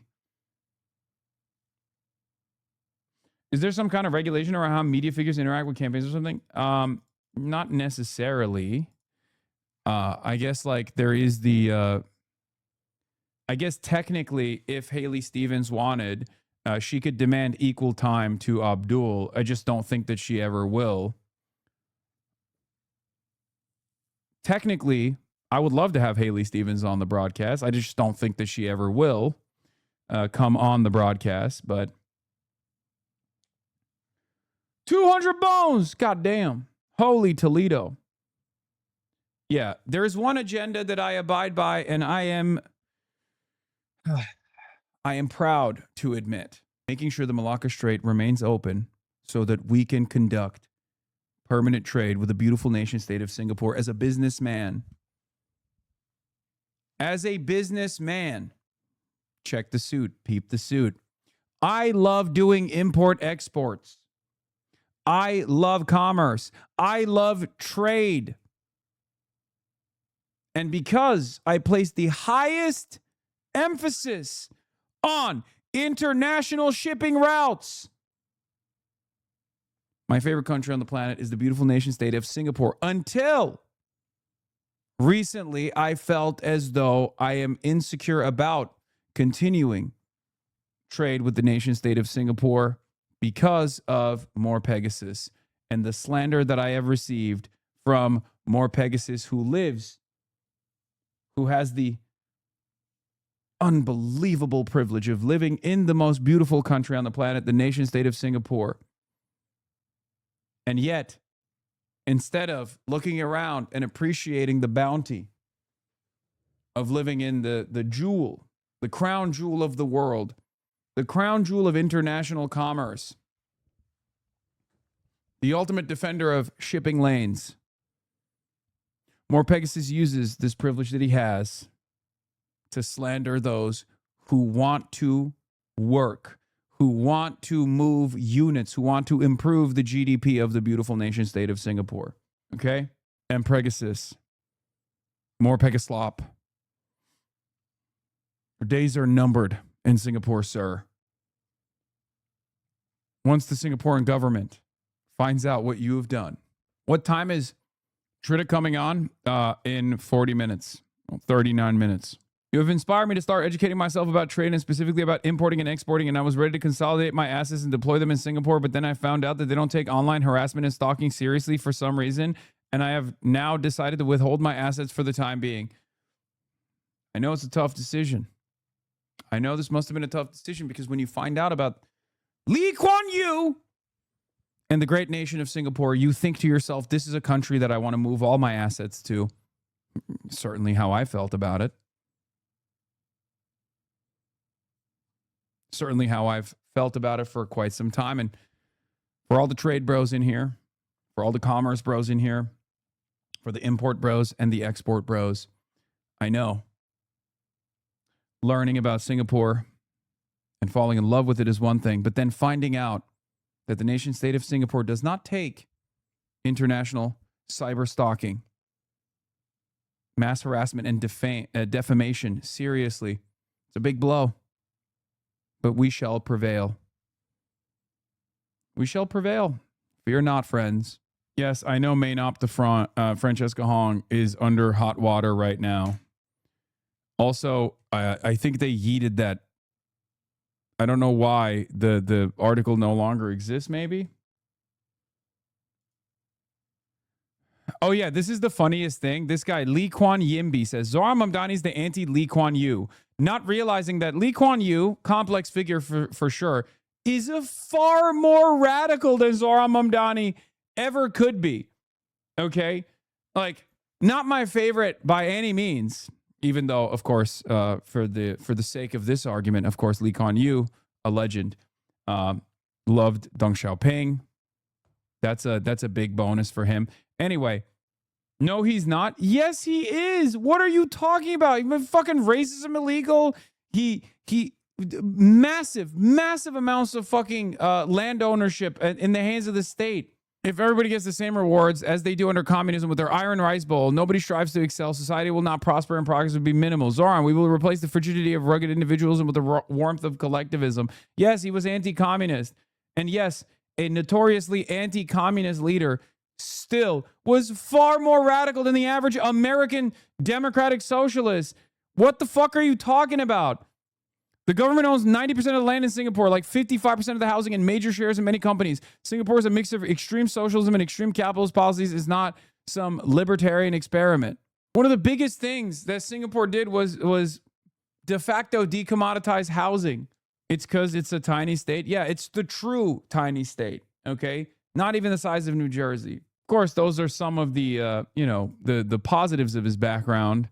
There's plenty of negatives as well. I find Lee Kuan Yew fetishism on the part of the right, that it pretends to be technocratic, very funny. Sammy Gold called it playing with dolls, but honestly, there's more pathos to it. The entire global right is now run by people who are the ideological descendants of Jörg Haider and Silvio Berlusconi. It's crooks and freaks who mobilize hatred to win power, and once they will take it all they want to do is bankrupt countries so they can spend money on sex and mansions. That's the whole thing. Now, at some level, they know this. They have to know it. However, no, they don't know who fucking Berlusconi is at all. What are you talking about? Most right-wingers are just fucking stupid. No, they don't know anything. I mean, this is a reliable and solid analysis. I just don't think that most right-wingers even know how to read, let alone know anything about these leaders. They don't even know anything about Lee Kuan Yew either. Like, they just LARP. They're LARPing.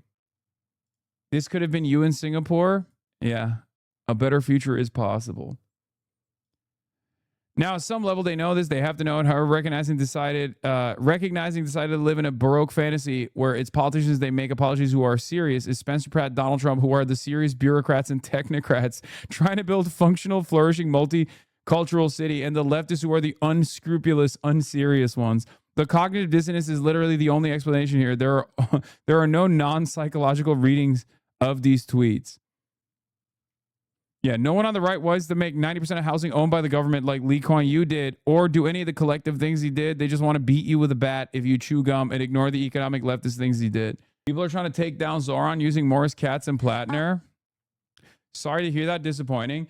Dude, it's so funny because, like, one, I don't know Morris Katz at all. Two, I have been unbelievably restrained about the fight agency, and I keep repeatedly saying, like, it's not a political movement. It's not a political org. It's a fucking ad agency. It's a very good ad agency, okay? I always maintain that position. They make great ads, and they have a decent understanding of the world, okay? But, like, the very fact that these guys are trying to be like, oh, Morris Katz is not allowed to work in D.C. ever again is insane to me, okay? What the fuck? What the fuck are you... What do you mean? What do you mean? What are you saying? Have you seen the consultants in Washington, D.C.? Have you seen the consultants in Washington, D.C.? They work with rapists of all different shapes, sizes, and colors and backgrounds. Okay? This isn't to like defend Morris Katz's management over the Plattner campaign, but like, these are literally DC consultants being like, no. He didn't work with our rapists. He worked with a left populist rapist. That's unacceptable. We need to make sure that he never works ever again. It's like, shut the fuck up. The people that are launching these campaigns against Morris Katz are people like Neera Tanden, who worked with the Clintons.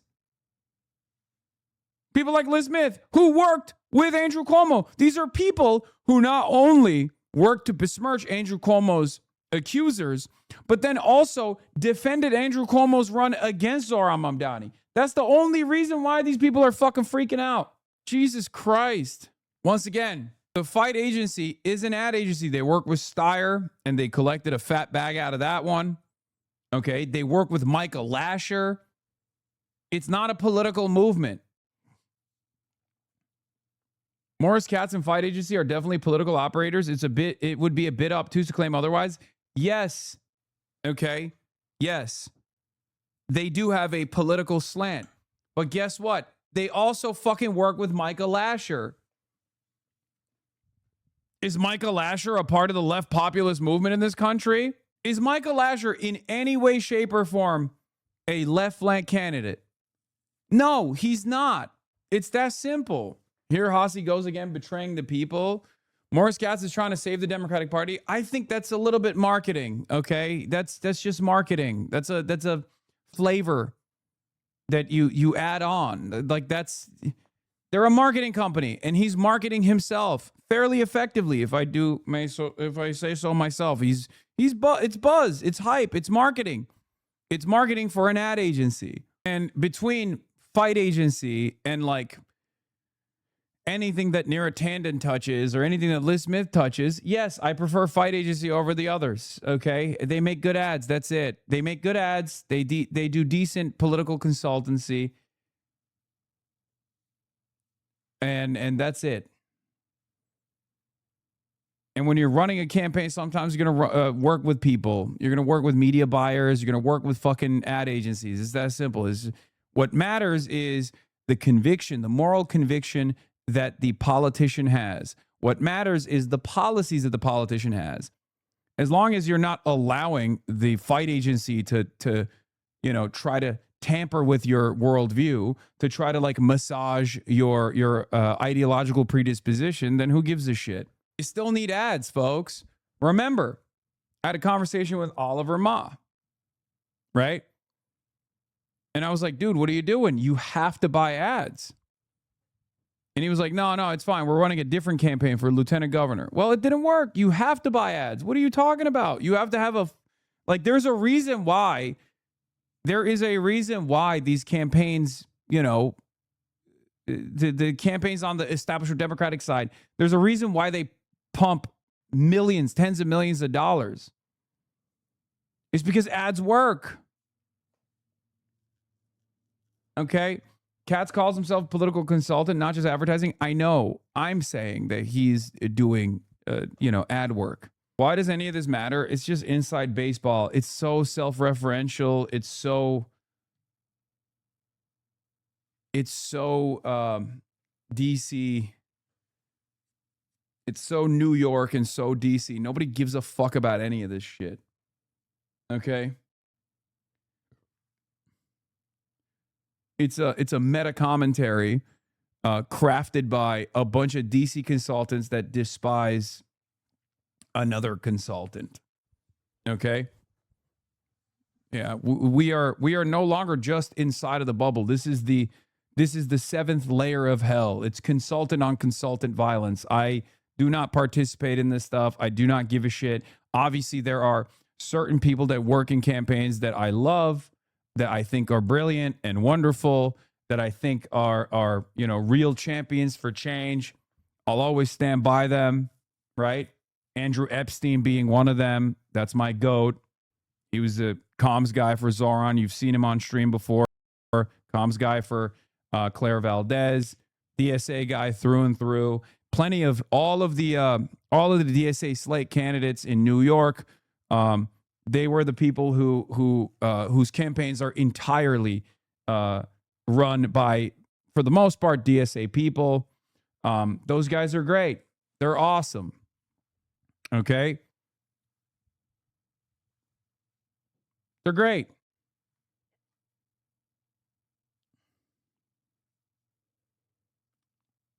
And also, come on, chatters. Yes, his last name is Epstein.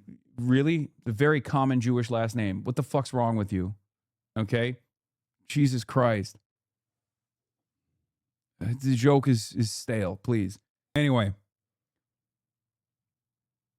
Like, it's only funny if I talk about my GOAT, Israel Epstein. That's the only time that joke is funny. I don't know about common, but not unique. It is a fairly common last name. Anyway, what was I saying? What was I talking about? I find it hard to believe that there aren't DSA people who have the money to help support candidates. Why is it always grassroots? Wait, what? Yeah, the Morris Katz stuff is totally fucking ridiculous. Like, the people that are mad about it are just mad that he is young and he's had a lot of success with Zoran's campaign. They're greatly overemphasizing the impact that he has on campaigns in general. These guys are, at the end of the day, an ad agency that I think make great ads. Okay, and they got a decent amount of motion, and the fact that they're like, you have to drop him, like, it's fucking ridiculous.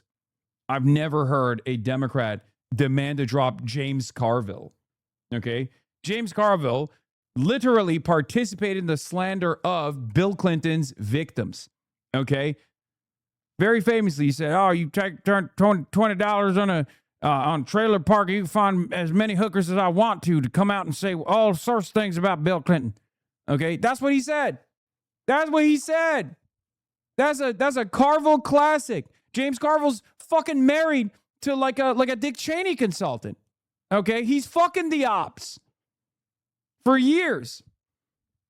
And he's still seen as a prominent fixture of, he's seen as a tactician that all Democrats must learn from. The fuck are we talking about? I'm supposed to listen to these fucking dickheads? The fuck out of here. I think I have a very balanced approach to this Morris Katz situation. Before people, of course, it's not going to satisfy anybody. They're going to say, see, classic Hassan in the pocket of fight agency or whatever the fuck. No, I'm not. Okay. I've never met with the fight agency. I don't know them. Never talked to the fight agency. In all of the time that I've spent in New York City DSA politics, I've not once met Morris Katz. Okay? Don't know him. The only reason why this is a story is because DC consultants that work on the establishment side, that work with right-wing Democrats, want this guy gone. I wanted to ask you, Mr. Mayor, last week, members of the DSA. Didn't you do a joint interview with them? No. No, I did not. I would. but I have not. sent out a public letter to campaigns and officials to stop working with Morris Katz. Are you still planning to work with him? Also, this Sunday is the FIFA World Cup final. I know you're very invested. President Donald Trump is expected to be there. Do you plan to sit with him, talk with him? Those are my questions. Thanks. I will continue to work with Morris Katz. He remains a top advisor of mine. And for Sunday's final, my focus will be on the game. And I anticipate just watching for 90 or 120 or maybe even penalties as well. What is up with these shades, my man? What's going on? Yeah. So why is the DSA saying not to work with Morris Katz? Dog. Democratic Socialists of America have 120,000 dues-paying members at this point. Okay? That letter that was circulating was signed by 300 people. Of course, there are going to be people with different opinions. I don't even give a shit one way or another. Okay? I'm a very pragmatic person. I'm a numbers guy. I'm a pragmatist. Okay? From my perspective, you're going to have some mercenaries that are working. You have to make sure that they have some level of discipline. You have to make sure you cross your T's and dot your I's and ensure that like everything is NDA'd out the asshole. When you're working on these campaigns, like obviously Abdul's campaign has had some issues with that. Oh, you were on separately? I didn't listen. It makes it seem like it was jointly done. Wait, what the fuck? Hassan Piker on the Democrats, bullies, and Republican Nazis. This week, Alex is joined by Zohar Mamdani's political strategist, Morris Katz, and Twitch streamer. No, this was not jointly conducted. I didn't even know that Morris Katz was on this podcast. Isn't this where dude, this is the podcast where I shit on Graham Plattner. Ironically enough. This is when Alex interviewed me, and I was like, well, Graham Plattner has a lot of red flags. He has a fucking Nazi tattoo. Abdul has none. We're going to find out if he's, the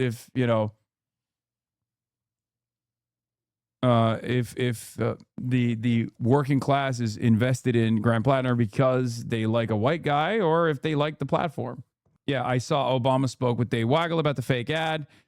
Obviously, the impact of this is going to be diminished in comparison to the, $10 million of ad spend that falsely claims that Obama endorsed Haley Stevens in this election cycle. Dave Weigel says, Obama's office reiterates to me, and I assume others, that the former president hasn't endorsed anyone in this race. Yeah. So Haley Morris is lying about the endorsement. Have you seen this? I have not. Did I say Haley Morris? I meant Haley Stevens. What the fuck is wrong with me, dude? The Sarah Rodriguez story is grim. You don't want that right before early voting, but to find an example of a candidate getting scammed by his campaign this year, then winning, you have to go back to 2 months. There was some stuff that took place in the Chris Rabb campaign, I think. That's what he's comparing it to. Bro, why is Lindsey Graham's sister taking over him? Because American politics is just, it's the same as any other third world dictatorship. Okay. That's why. That's just what happens now. Okay. Yeah. The Morris Katz situation is just inside baseball, unbelievable levels of inside baseball. Overnight. Very silly. I don't think anybody gives a shit. And the best thing he could do is just basically keep his fucking head down and keep putting those ads out. You know what I mean? But if I were, all I would say is this to candidates: you need ads. You need mercenaries. You need ad agencies. If you're running a campaign, that's going to be successful, if you're running a campaign that wants to win, you're going to work with some people. Okay. From what I understand, the fight agency is pretty good. They're reliable. They're decent. Just don't let anybody change your platform. Don't allow anybody to change your platform. Okay? If you already have a policy guy, work with the policy guy. That's it. Is there any valid criticism about him? Yeah, I mean, they didn't do sufficient vetting for Graham Plattner. That much is clear. There was also some talks about how, like, they thought that Graham Plattner would be a potential president one day, which I think is totally ridiculous. And I thought was totally ridiculous at the time as well. So, you know, it just goes to show that, you know, you need a little bit more experience. You need a little bit more experience in the field. It's fine. You're not gonna always swing and hit home runs. You know, sometimes you're gonna swing and miss. This was one of them. This was one of those misses. It's a big miss. Ad agencies are responsible for vetting. No, obviously there are, as an ad agency, they do political consultancy as well. And they also do ads. For some, they just do ads. For others, they do a full spectrum coverage. Now, we're of course going to talk about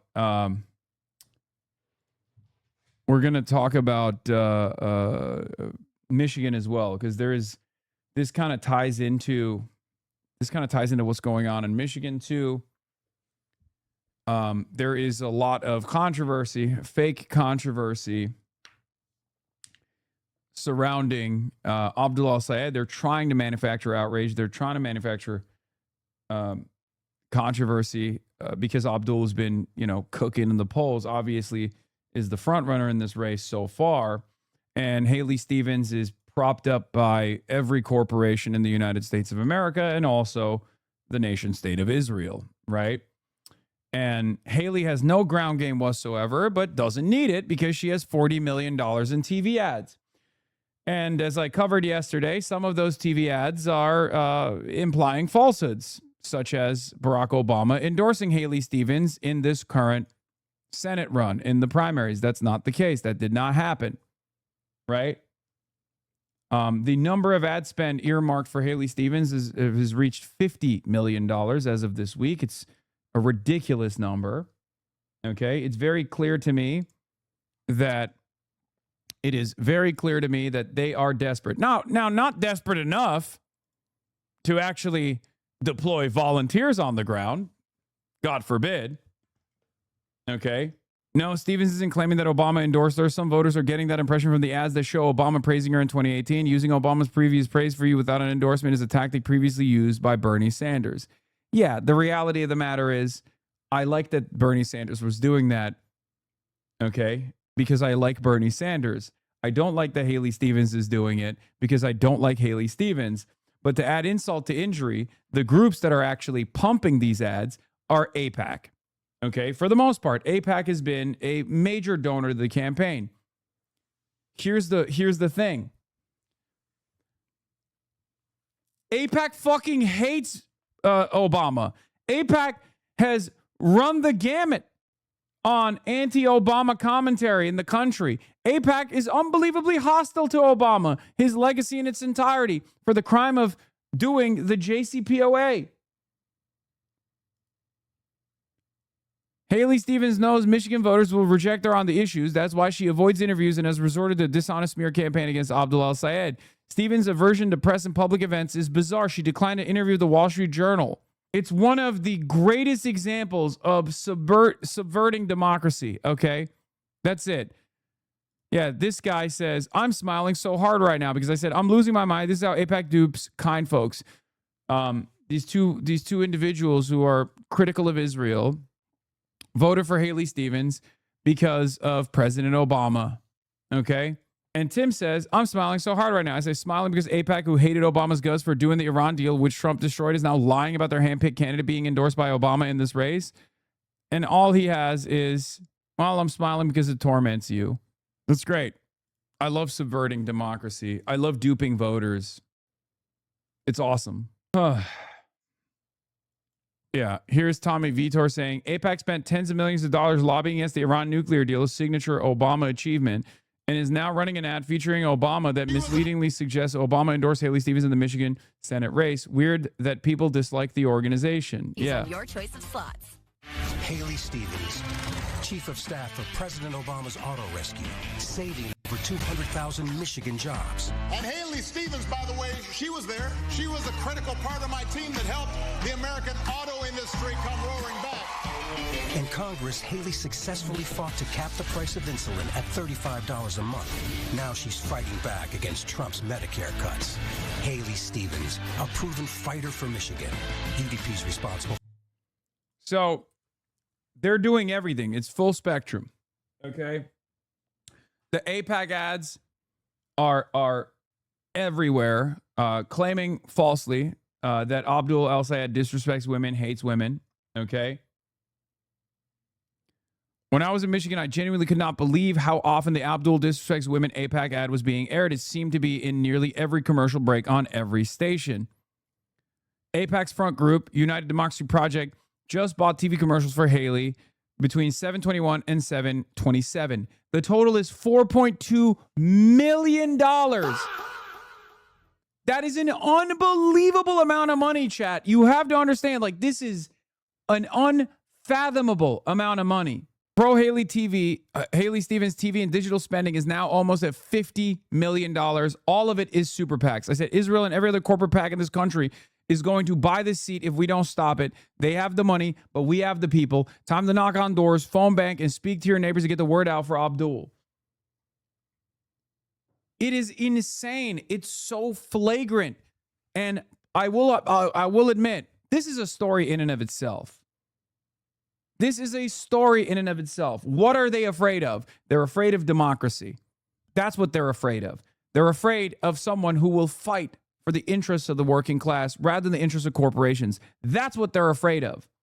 And they're so afraid that we can put a fucking price on it. We can put a price on how fearful they are. $50 million so far. Okay? It's so frustrating. Should Obama correct the record? I don't think he will beyond just telling media outlets that he hasn't endorsed anyone in the race. He's not going to come out and be like, Haley Stevens is lying, you know? If you are wondering,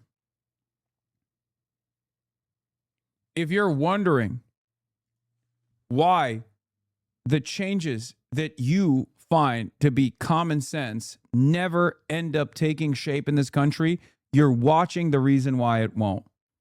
Okay? There have always been good people, kind-hearted people, maybe not people that you completely align with ideologically, but just like real fighters that have wanted to run for office, that have wanted to seize power so that they can actually implement some of the changes that we all want to see. Those people always get humiliated, bullied, destroyed, attacked. They have to have a perfect track record. And even if they have a perfect track record, even if they're, you know, a doctor with a Rhodes Scholar, a doctor, a guy who worked in public health, a guy who literally wrote a book on Medicare for all, even after all is said and done, the opposition, backed by unlimited amounts of money, will turn around and mass blast smear campaigns, ads that call you a sexist, a misogynist. Will call into question your legitimacy. They'll call you a terrorist for your popular position on Israel, your moral position on Israel. It's ridiculous. And most people are too busy to pay attention. And these institutions take advantage of that. They take advantage of the good, kind-hearted, working-class folk that don't have time to sift through this information. They go, I like Obama. And Obama likes Haley Stevens. Obama endorsed Haley Stevens. I'm voting for her.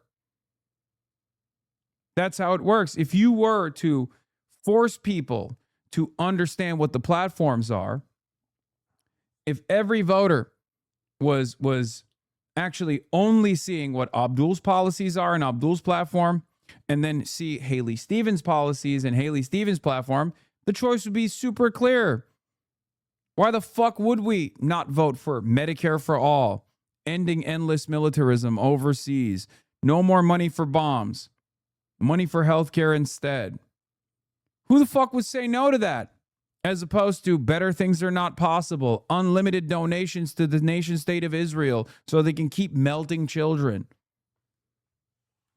A person who has who has voted for some of the silliest, most right-wing bills. A person right now, the Trump administration is actively working to dismantle the International Criminal Court for doing his job, for actually prosecuting Benjamin Netanyahu for war crimes. You know who voted to sanction those judges? Haley Stevens did. Haley Stevens also voted to thank ICE. Haley Stevens is backed by the Michigan version of PG&E. I'm Californian, obviously. PG&E is a horrible company. The Michigan version of PG&E is called DTE. Hey, DTE has dumped boatloads of money into the Haley Stevens campaign. Yeah. It's very clear who the people would vote for if they knew the full scope of the policies. We cannot miss this opportunity to vote for a real fighter, for Michiganders, a real fighter who will be sometimes the lone voice in the Senate on issues that are important to all of us, on issues that will advance the interests of the working class. That's it. Vote its fund and thank ICE. In Michigan, we know a thing or two about ICE. This ICE, good. But right now, our government spends billions on an agency that operates outside of the law to terrorize our neighbors. I'm Abdul Al-Sayed, the only Senate candidate for abolishing ICE, and I approve this message. Haley Stevens, vote its fund and thank ICE. Shout out head in the office for keeping their foot on the neck of Haley Stevens this whole race. I recommend everyone check out their interviews with Abdul. Yeah, head in the office is fucking awesome. I love those guys. There is not a Democratic candidate in recent history that is as blatantly corrupted as Haley Stevens. She accepted money from hundreds of corporate insurance PACs in office, $30+ million from AIPAC ads bankrolling her campaign. You think she's going to stand up to the lobbies?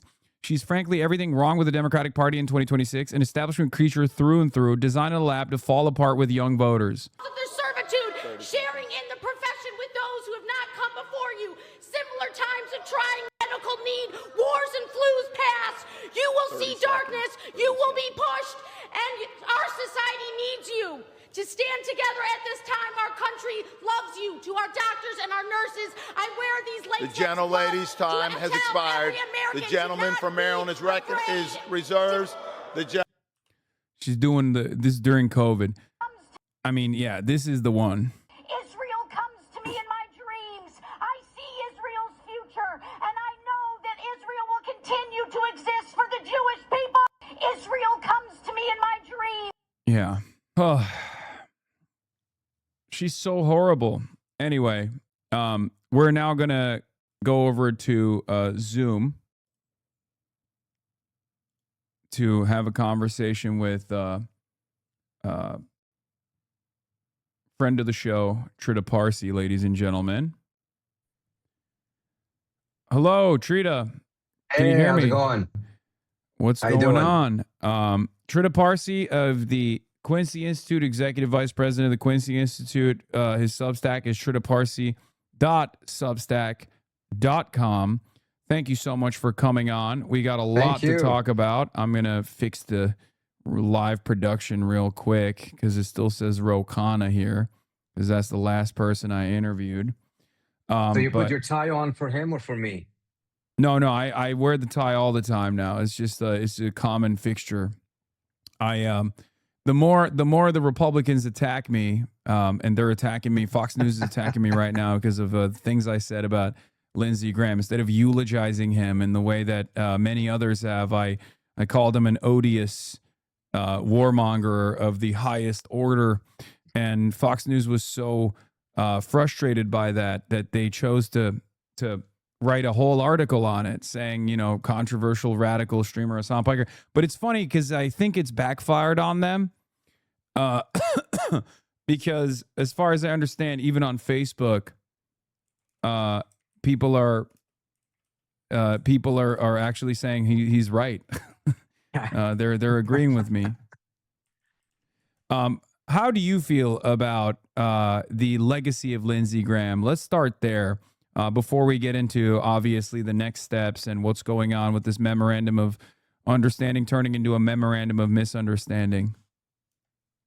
Look, to me, Graham was essentially a dying breed of hawkish Republicans who thought that there always was a military solution to whatever problem or non-problem that existed in the world, and drove the United States in an absolutely terrible direction.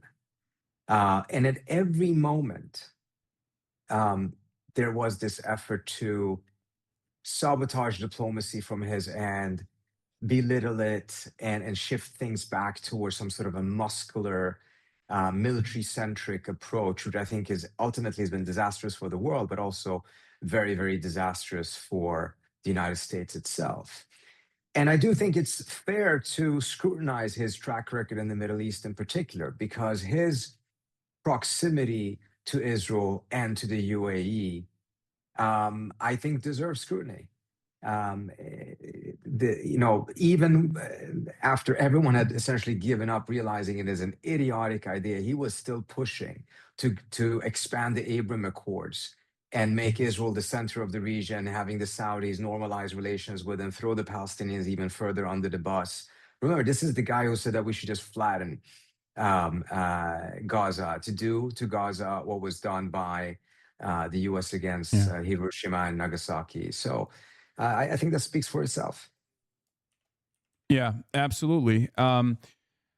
This was, I mean, he was one of Israel's most loyal soldiers. One of the aspects of his legacy, I think, that was ironically reported on extensively in the aftermath of his untimely demise is the fact that he was a champion of this latest war, this latest military quagmire that the United States found itself in.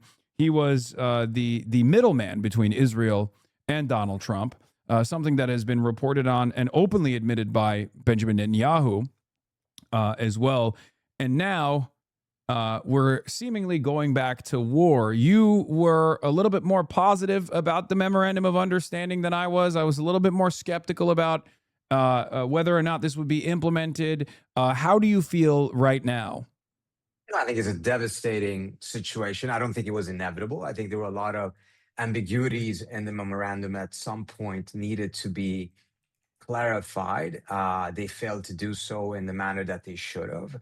I know based on conversations I had that there was a different position earlier on some of these issues, and it frankly, on the American side, and it frankly hardened. I think it's partly because there are different elements inside of this administration, some of them whose perspective is much, much closer to that of Lindsey Graham, who were against this memorandum. I personally think that as soon as the MOU was signed, Marco Rubio, that by and large has stayed out of this issue, kept his arm's distance from this war, from the diplomacy, suddenly shows up,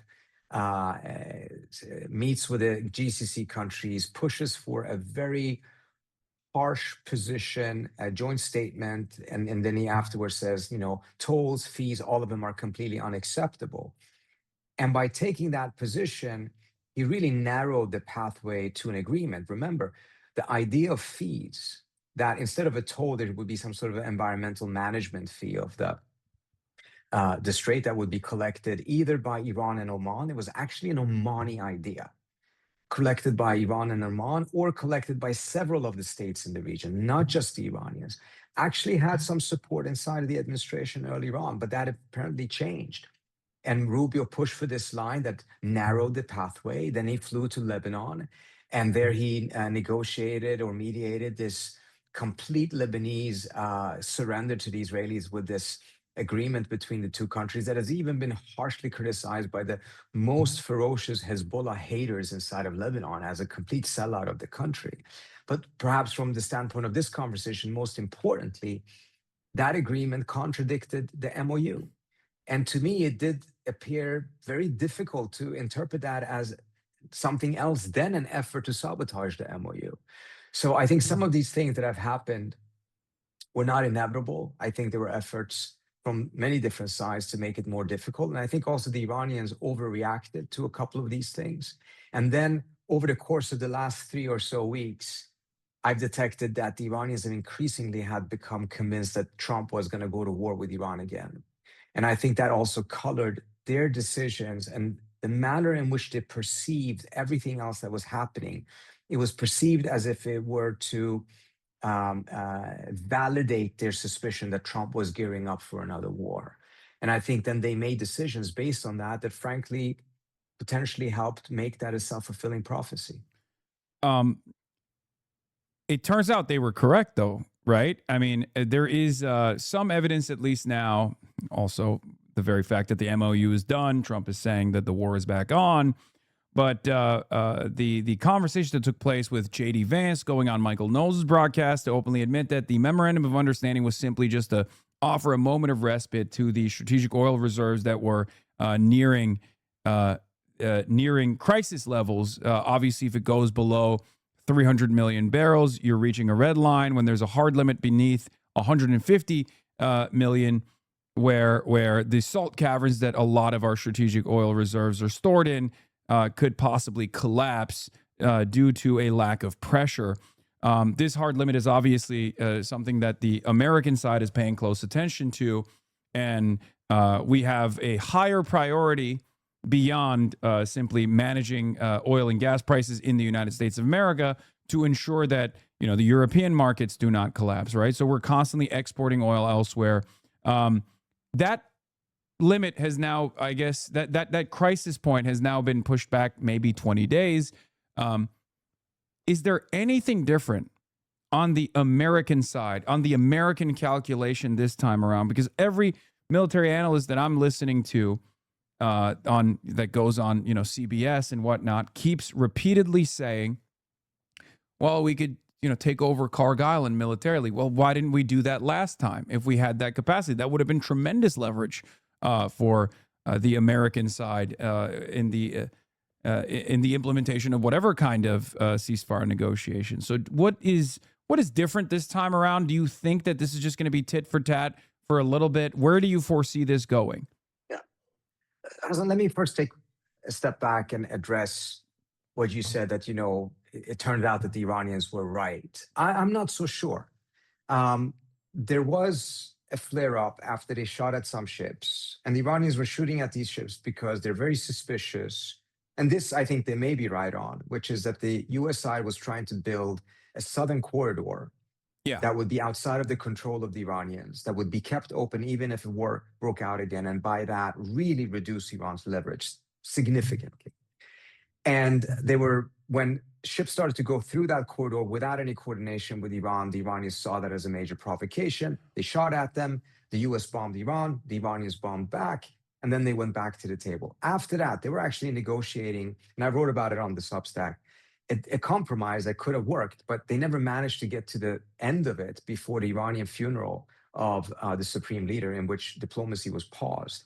During that pause, several more ships tried to go through, turning off their transponders. The Iranians then again shot at those ships, and this caused like a freak out by Trump, in which he really lost his temper. We saw that his reactions publicly were very harsh. He said, you can't deal with these people, they're scum, blah, blah, blah. I'm not sure that all of that actually was inevitable. I think the Iranians also overreacted to some of those ships. I think there's other ways that it could have been dealt with. And I can see a different scenario that could have been reached if they had done it that way instead of what we ended up with.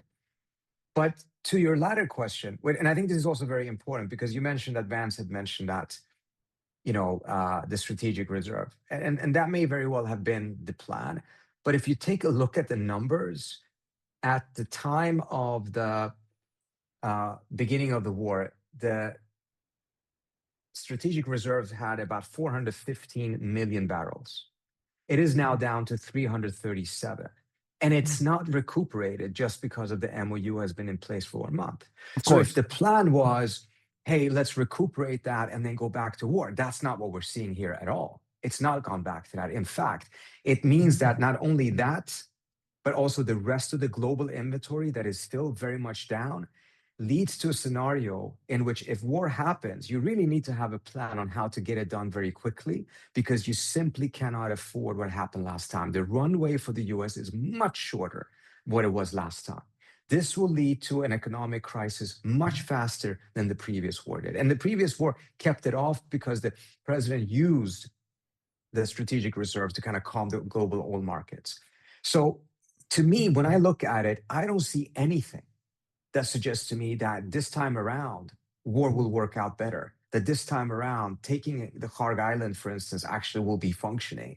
It's a smart military strategy. On the contrary, the oil reserves are at a lower inventory state than they were before. You're only 16 weeks away from the midterm elections. There's no way the US has managed to stock up on interceptors. The Iranians build missiles faster than the US build interceptors, and you oftentimes need to use several more interceptors to shoot down missiles. So none of this data in any way, shape, or form suggests that the US is in a better position to strike this, to go to war at this point. Yeah. What do you say to the analysis that the American side, the American naval assets are? I mean, we have basically functionally half of our overall naval assets in this region right now. There's air defense systems. It's very clear that America at least tried to implement some sort of scheme, even after Iran started striking at ships, because this is not the first time Iran struck ships. Iran had done so when they noticed that the Americans were trying to utilize the Omani corridor. And clearly there was an effort by the American side to try to see if they could even protect these ships at all. And that failed, right? Because the Iranian drones are virtually impossible to stop with the conventional and the anti-air defense systems that we currently have. I think that was an effort from the Iranian side to maintain their leverage, the ultimate leverage that they have, which is control over the Strait of Hormuz. And that was their interpretation of the Memorandum of Understanding as well. So do you feel like this was an attempt by the American side to try to see if they could even force the transiting of certain non-approved ships at odds with the Iranian control to see if they could even defend these ships at all? And it was maybe a failure on that front as well? I do think it's very fair to say that this was certainly an American attempt. I think the US side would say, look, we never accepted that Iran would have control over the Omani side. So yes, it was an American attempt, but it's not a provocation. The Iranians view it as a provocation. They view it as an effort to deliberately challenge the Iranians at a time when the Iranians were in the middle of their funeral and had their attention elsewhere. And I think, frankly, that may have also led to the Iranians overreacting a little bit. But I don't think there's any doubt that the US, even before the MOU, were trying to set up this southern corridor. This is part of the reason I think Trump actually at one point threatened to bomb Oman, because it is Oman's waters, but the Omanis were not in on this. The Omanis actually were the ones who were talking about a joint management system. And this really ticked off the US side, particularly the more hawkish elements in it. And I remember when, Trump made that threat, it sounded as if perhaps he misspoke, that he was going to say Iran instead he said Oman. I mean, at one point he did call it the Islamic Republic of Japan. So it's not out of the realm of possibility that he misspoke, but it appears actually that he didn't misspeak, that it actually was a direct threat at the Omanis, and it was because the Omanis were trying to find a compromise, and the US side was like, no, we don't want to do anything that allows for a compromise before at least we have exhausted the opportunity to see, can we create an alternative corridor that the Iranians cannot control, short of going to war with Oman itself. So now the Trump administration has unveiled their second blockade once again. Earlier this morning, Donald Trump truthed on Truth Social that there would be a secondary blockade on the Gulf of Oman beyond the Iranian one, just as they had implemented one prior, and that there would be a 20% toll. Do you feel like this legitimizes the Iranian toll, ironically enough, because now all of a sudden people are going to be more comfortable with the idea of a toll for all ships that transit through the Strait of Hormuz, and the Iranian one, as the foreign minister Arakshi correctly pointed to, is only 2%, which is far more manageable, far more reasonable than the 20% that Donald Trump wants? Yeah. I don't know if he mentioned 2% in his tweet. I did a calculation. It would land at 1 to 2% because they were going to charge roughly $1 million per ship, which would amount to roughly 1 to 2% added cost to any tanker going through the straits, which still compared to what the Turks are charging in Bosphorus, for instance, is a little bit higher, but nevertheless, 20%. I mean, frankly, Trump is not only validating the Iranian position inadvertently, he is also making the Iranian position or the Iranian plan rather attractive because it is much, much cheaper. And, this is combined with other messages that he sent that everything in Iran is going to be owned by the US. I think he's going back to these fantasies that he had early on in February, in which he thought that what he did in Venezuela can be replicated in Iran. And I think it's coming from that position of deep, deep frustration that things are frankly not going in his way. And I think one of the things the Iranians have tried to figure out Trump's psychology and use psychologists when it comes to writing messages to him to make sure that they kind of got a better response from him. One thing I think they missed is that he has this need for constant positive reinforcement. He needs the diplomacy to constantly produce an assembly line of good news. And if it doesn't, he just kind of gets frustrated and then can do a 180 and go back towards war. And I'm sure after a while, he's going to get frustrated with the war and try to go back to diplomacy. But it's just not the way that you can do diplomacy between two countries that have defined each other as enemies for 47 years. Also, on top of that, the conflict is yielding tremendous volatility in the global energy markets, and is slated to hit a hard limit where this global commodity that is necessary for survival, necessary for the grids to continue, for commodities to continue to be produced in the Asian markets, that'll then create an inflationary crisis in the United States. That's what's at stake here. The stakes are unbelievably high. So one of the other questions I had for you also is Saudi Arabia, which seemingly has decided to become more active in this conflict for some weird reason, out of nowhere, out of left field. There was a bombing of the airport, an airport runway in Sanaa that the Houthis have now responded to. There's talks about potentially closing the Bab el-Mandeb Strait as well. What do you think about that? Why is Saudi Arabia getting more active in this conflict? And where do you see that going? So I don't think it's clear yet that is exactly what the Saudis are trying to do. I think it's important to keep in mind there is a UN Security Council resolution, which, I don't know if it was the right resolution, but nevertheless, to have a blockade of the Houthi-controlled territories. And once the Iranians and the Saudis normalized relations and both of them kind of backed off and the war against the Houthis more or less died down, nevertheless, that resolution remains in place, and the Saudis have been insistent on making sure that the Houthis cannot reconstitute an open logistical transit route to the Iranians by air. The Iranians appear to have tried to challenge that during the funeral because they sent a plane to Sana'a to pick up Houthi officials to go to the funeral.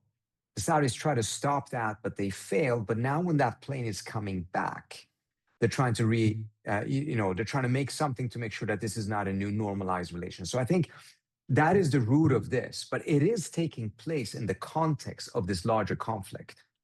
And as a result, has a significant risk, even if that is not the intent of it, to spill over into that. And that could, as you mentioned, lead to the closing of the strait in the Red Sea as well. And if that were to happen, that is a major, major escalation. My own suspicion is the Iranians do not want to see that happen until there is a major escalation by the US, and then this would be the response to it, rather than them doing it preemptively and by that justifying further escalation by the United States. So far we've seen talk about it. We've not seen any real measures that they're doing it. I guess the $1 million question or the $1 trillion question is, where do we go from here? If America is going back to striking Iran and trying to somehow gain some kind of leverage that they failed to do so in the last 130-day operation, what do they think they can get out of it when on the strategic oil reserve side they have even less runway? what the hell is going on? I mean, it's clear that the war of attrition is more beneficial for Iran than it is for the United States of America. Obviously, they're suffering as well if there's a blockade. Their economy is in tatters, certainly. But at the end of the day, they're used to a level of sanctions regardless. They've built some semblance of resilience regardless, and therefore they're better positioned overall as they were during Operation Epic Fury. Where do we go from here? Why is America doing this again? Also, how much involvement does Israel have in this second destabilization operation that destroyed the Memorandum of Understanding? So on your first question, I have a piece in Responsible Statecraft about this, and I was going to add a paragraph mentioning that sheer stupidity is not included in any major IR theory, but it actually deserves a significant role because so much of what is done is decisions that are really not based on any clear wisdom and is more in the imbecile category. To me, this is just plain out stupid for the very same reasons that you said. I do not, unless again, there is some sort of a conclusion that there is another military option that can wrap this up in less than a week or two. They haven't deployed. That they've just Exactly, weirdly enough, out of the kindness of their hearts, did not deploy against their foreign adversary of 47 years. Exactly. And certainly not in the previous just couple of months. So I'm extremely skeptical. And as a result, I do think that this is, at best, it's going to lead, and this is really at best, if we're lucky, there will be a return to the table. Facts on the ground will not have changed dramatically in either direction. The only thing that will have changed is that the lure of thinking that through military action, you can reorganize the situation in a manner that gives you the benefit at the negotiating table, that lure essentially has been eliminated more or less. That's the only thing I can see. That would be the best case scenario because I don't believe that this is going to give any major change. In fact, I think it's going to be very difficult to get back to the table after this. The Iranians are increasingly convinced that even if Trump has an intent for a deal, he does not have the capacity to actually strike a deal. And the American political system does not have the quality left in it to sustain a deal once there is a different administration in place. This is a concern they already had during Biden. They were worried that they would be giving up their leverage and then Trump would come back in and would uproot that agreement. And now I think it's become even further. Let me give you an example. As one of the first measures they did in this round of escalation is that general license that had been granted to the Iranians to sell their oil because the US itself needed more oil on the market and needed to push down oil prices. They rescinded it. Now, I can understand that as part of the escalation, this is probably one of the less violent measures that could be done. But what it does is that it tells you that the longevity and the stability of such a waiver is so fragile that it loses its potency at the negotiating table as a bargaining chip.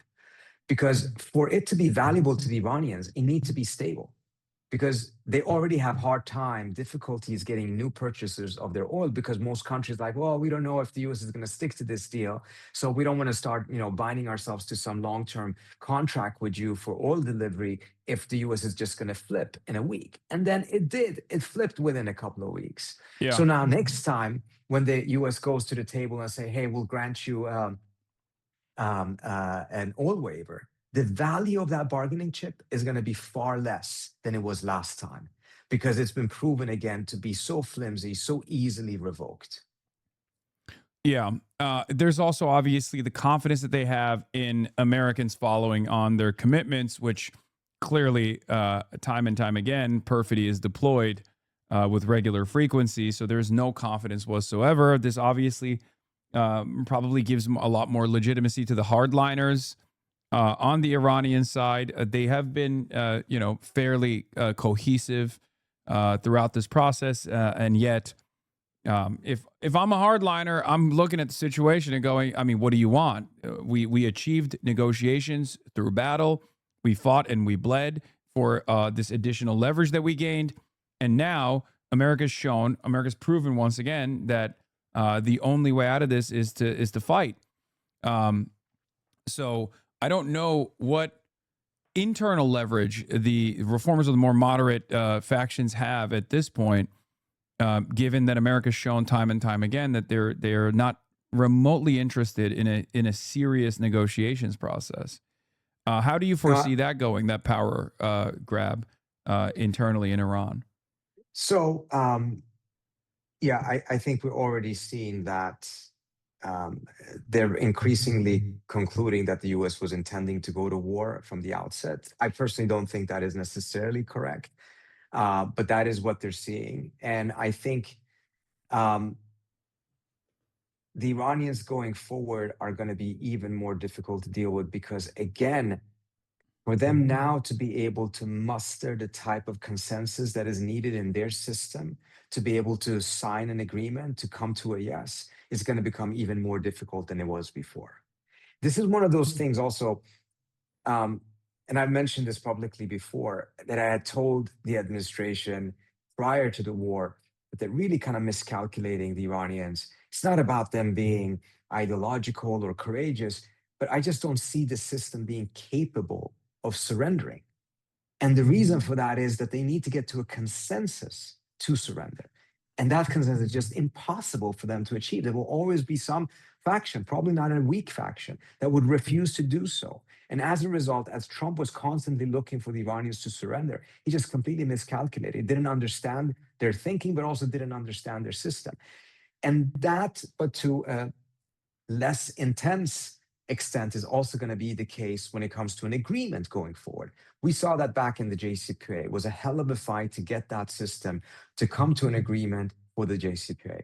It was difficult as well to get to the MOU. And I don't know if you saw some of the images of how hardliners were harassing the foreign minister and others during the funeral, accusing them of being compromisers and appeasers. You know, the very same language and narratives and discourse that we see in Washington, in which diplomacy is weakness, compromise is a negative word, you have it on the Iranian side as well. I will admit, as you mentioned, those voices are the ones that are strengthened by these episodes. Yeah, they have more. Iran currently has more real popular mobilization and support for continuing the war on military terms than the United States does. Like there's no American rallies taking place in the United States of America. The only people that are hardliners in the same way that like the Iranian hardliners are Israelis for the most part. That's it. Or they're in the Beltway. Yeah. People in the Beltway who live off of this stuff. But there is no like mass mobilization demanding that Donald Trump continue waging this war, especially because Americans, well, we're very selfish people, and the only impact that we have that we care about is gas prices, and everyone is noticing that the gas prices are going up. Yeah. But the flip side of that, Hassan, is also very important. And frankly, something that I'm disappointed in. But I think it goes back to exactly what you said, which is the gas prices, which is, yes, but also there's not been the type of mass mobilization that I think was needed to push back against this war. So you don't have people protesting in mass numbers in American streets against the war either. And I think part of the reason why that is not happening is because the administration has used the strategic reserves to keep oil gas prices artificially low in order to avoid that scenario. And there's no ground troops. There's no ground troops mobilization. Once you get to a ground troop scenario and you have a larger number of Americans coming home in coffins, then it's just a ticking time bomb before those type of protests will happen. But this is the problem with America's wars in general. The American public in general tends to be against these wars. But by keeping the wars as distant as possible from the public and making sure that the consequences are as minimal or as spread out as possible. And you saw that during the Obama administration. They didn't want to have body bags, so they went over to this kind of drone warfare, which caused massive amount of civilian casualties, but it made sure that the risk of American soldiers getting killed were really minimized. And they got away with doing the war, continuing all these wars, but doing it that way because it shielded the public from the costs. And the administration has taken similar measures with this war as well to keep the costs low. Yeah. I know we have a limited amount of time. I just wanted to ask you one final question before we let you go. And thank you so much for for taking the time to talk to us. Section 219, formerly Section 224 of the House Fiscal Year 2027 National Defense Authorization Act, the NDAA, is establishing that the United States and Israel Defense Technology Cooperation Initiative. Now, of course, you're very familiar with this. Responsible Statecraft has written extensively on it.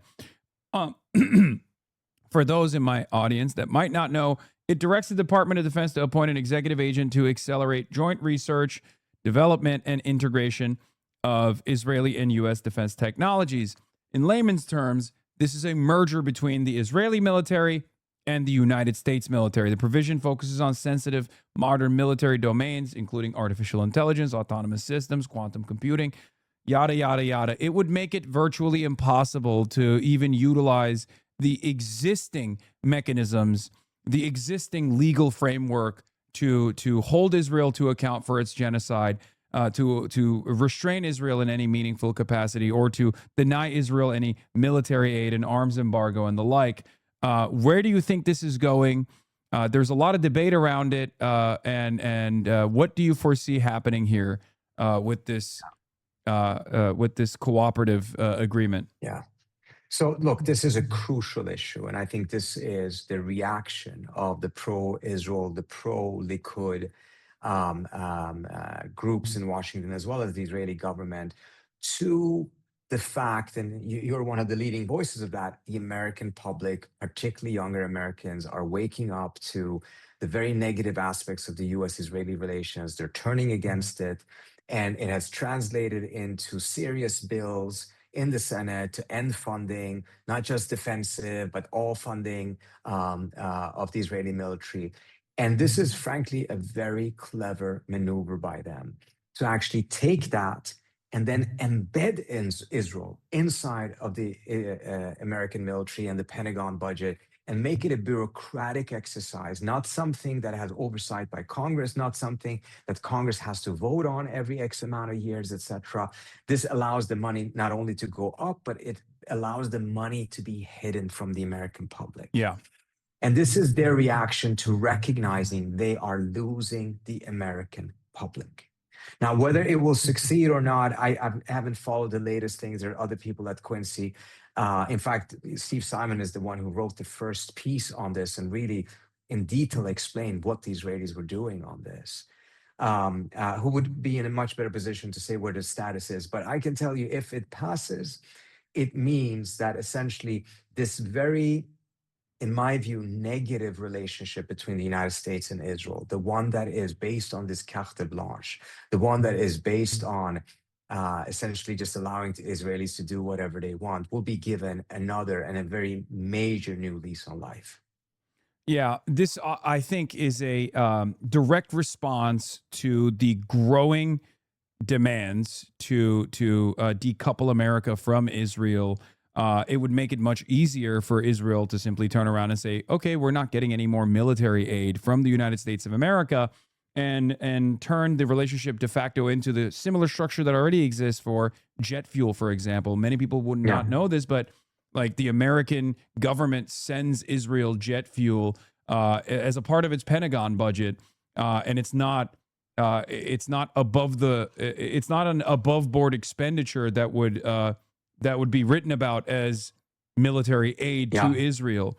So this would turn every part of our security cooperative relationship into this opaque structure that is not is much more difficult to identify and much more difficult to restrain. A terrifying bill, and you know, a new version of the depravity that I have grown to expect from the American government, and certainly the Israeli one. Trita, thank you so much for coming on. Thanks so much for having me. I really appreciate it, Hassan. What do you want to promote before we let you go? You got your Substack? Yeah, so my Substack is just tritaparsi.substack.com. You can follow me on Twitter at tparsi, and also, of course, the Quincy Institute's website, quincyinst.org, or Responsible Statecraft's magazine, which is responsiblestatecraft.org. All right. Thank you so much, Trita, Thanks for so much. coming on, Appreciate as it. always. Bye. Thank you. Bye. All right. That was Trita Parsi of the Quincy Institute. I did not ask him about Ahmadinejad. I forgot to ask him about Ahmadinejad, but I feel like that's, it's whatever. Ahmadinejad being a Mossad asset who escaped the Mossad asset status is really funny. Anyway, getting back to U.S. and Iran both claiming Hormuz control as strikes escalate and traffic plummets. Damn, this guy's good.